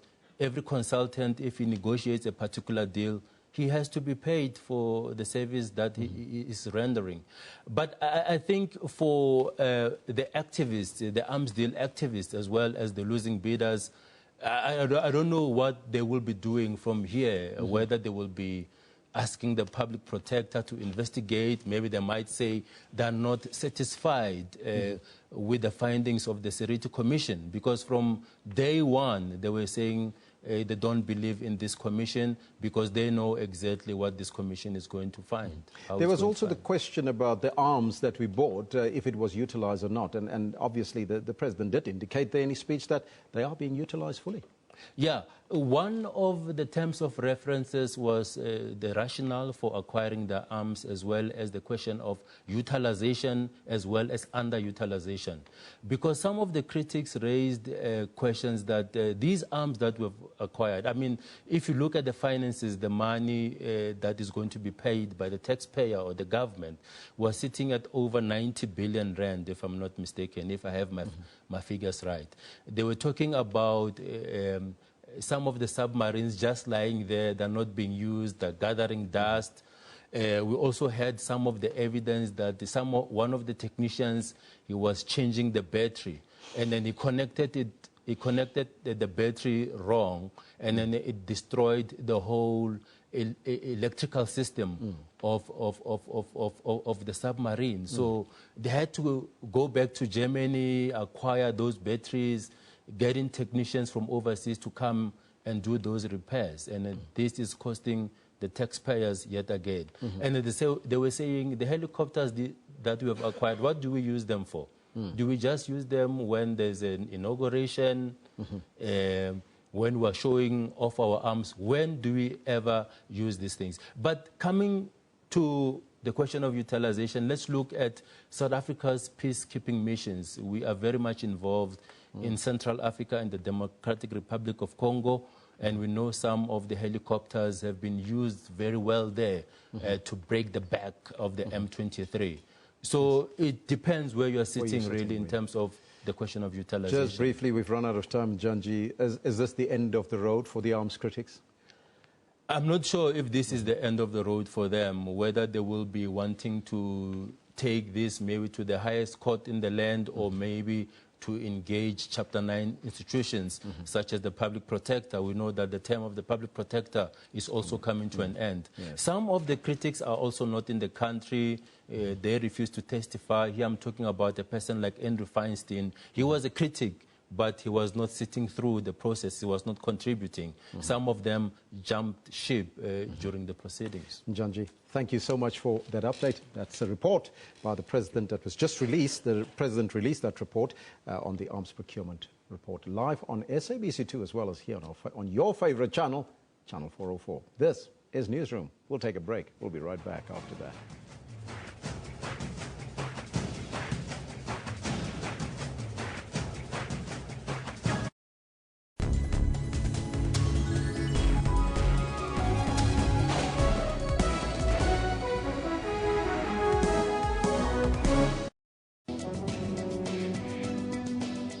Our eyes are the window to the beautiful wonders of the world, but blindness enhances other senses. Technology has made living with blindness easy. If you look on the side here, it's got like grooves in there. Yeah. So the first one after when it comes together will be a 20 Rand, 50 Rand. And if I slide this in, I can see according to the grooves, it's now on 50 Rand. To Steve Kekana, blindness was never a hindrance, but a blessing. You got to know that you are the child of the universe, being blind, and you've got the right to be here. Join your host, Dr. Sello Mutawun, every Saturday from 9 a.m.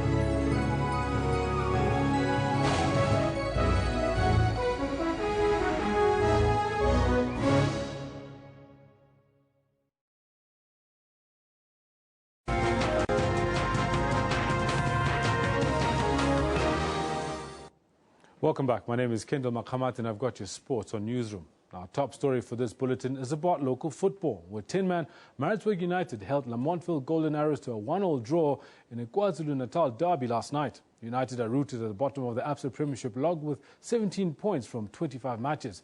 Meanwhile, Mamelodi Sundowns are out of the CAF Champions League, even though they managed to beat DR Congo's IS Vita club 2-1 in their second leg tie in Atteridgeville. Morrison, he switched over onto the right. Now a cross in there. Oh, they've got a goal! Sundowns' African dream was shattered last night after they allowed visitors AS Vita club to score an away goal. Having lost 1-0 to Vita in the first leg, the Brazilians had to find the back of the net 3 times after trailing 1-0 at home 6 minutes from half-time. But Pito Musimane's men couldn't find the winner, so they dropped down to the CAF Confederations Cup. In an ABSA Premiership match last night, Golden Arrows and Maritzburg United went away with a share of spoils at the Chatsworth Stadium. United played the second half with 10 men after Delon Mekoa was shown a straight red card at the stroke of half-time. And in the second half, the team of choice showed remarkable character as they found the equalizer to claim a point which could prove to be the difference between survival and relegation come the end of the season. The United coach was allegedly abused by the opposition. The coach is coming into me and kick me in my face. I don't know if it is normal. I think good, the game, I can take it. It's not a problem. I got a lot of emotion. And this is not fair. This is not okay. A very delicate event we had here this evening. And good, we have to come down. But in our situation, we really don't need something like this. I think actually huge compliment to the players. I can only feel sorry for them. That's definitely something where I think actually we should think about if this is the right way to go to handle matches here in South Africa. I said at halftime to the players, the second goal was the important one. If we got it, we would have wrapped the game up, and they got it, and we had to try and fight to get a winner, and they got a little bit of momentum after scoring the equalizer. But like I said, 15 points to now play for. We want to try and fight for as many of those as possible. Abafana Bestende remain in the 11th position, 4 points away from the top half of the log standings. Mduduzi Ndlovu, SABC News. Now staying with football news, but going a little further afield, Liverpool are on cloud 9 as they maintain their stranglehold over Everton in the Merseyside derby with a one-sided 4-0 stroll against their local rivals who had Ramiro Funes Mori sent off for a horror tackle in the second half. Never under any serious or sustained pressure, Liverpool scored twice late in the first half and then twice again halfway through the second. The men in red had to wait until the 43rd minute to take the lead when Milner floated across to the far post for Origi to outjump John Stones and plant his header into the net. Origi makes it 5 goals in his last 5 games. Sarko then made it 2-0 just minutes later with a goal that was remarkably similar, with Milner again the architect, picking out Sarko unmarked to head home from close range in first half stoppage time.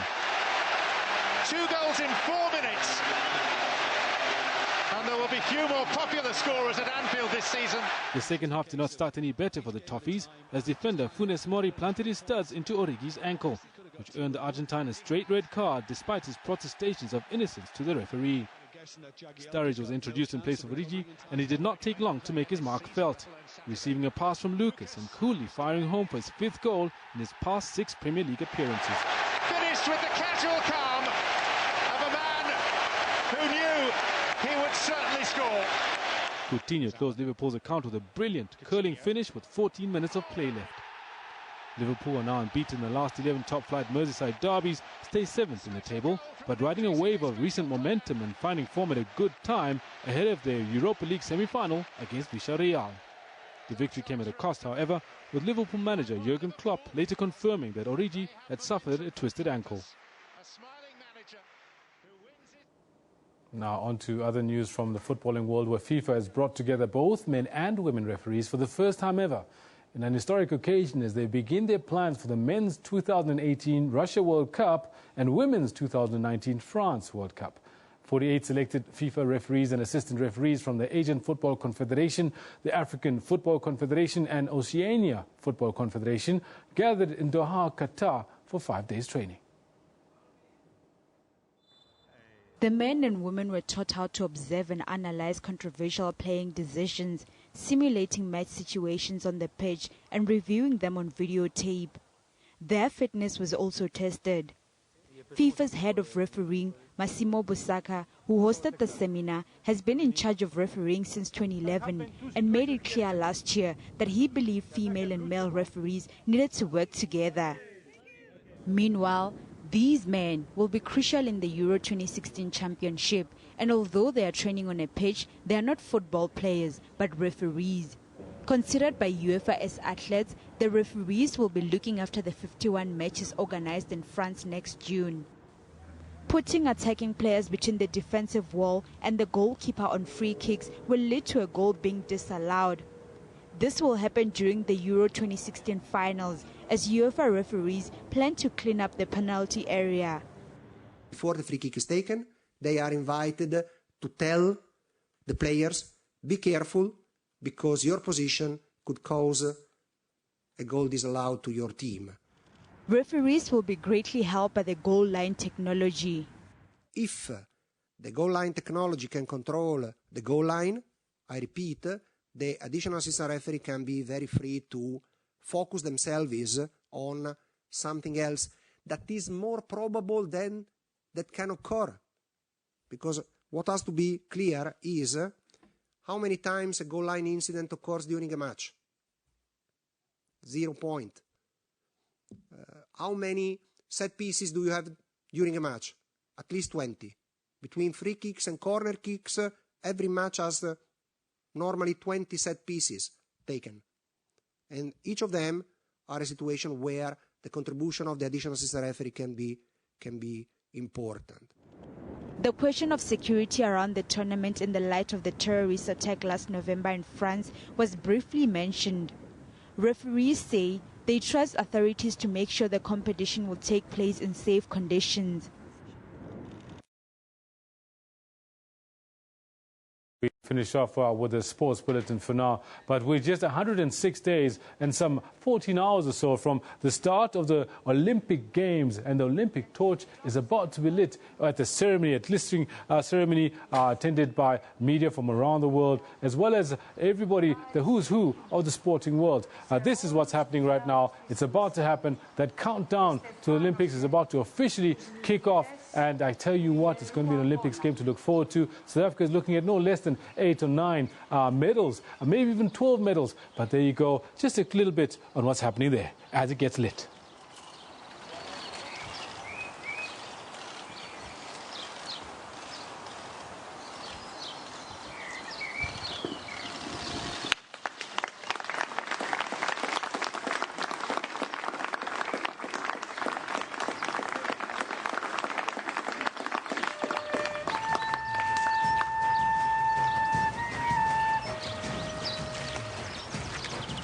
Μετά από επίκριση της προφιέρειας,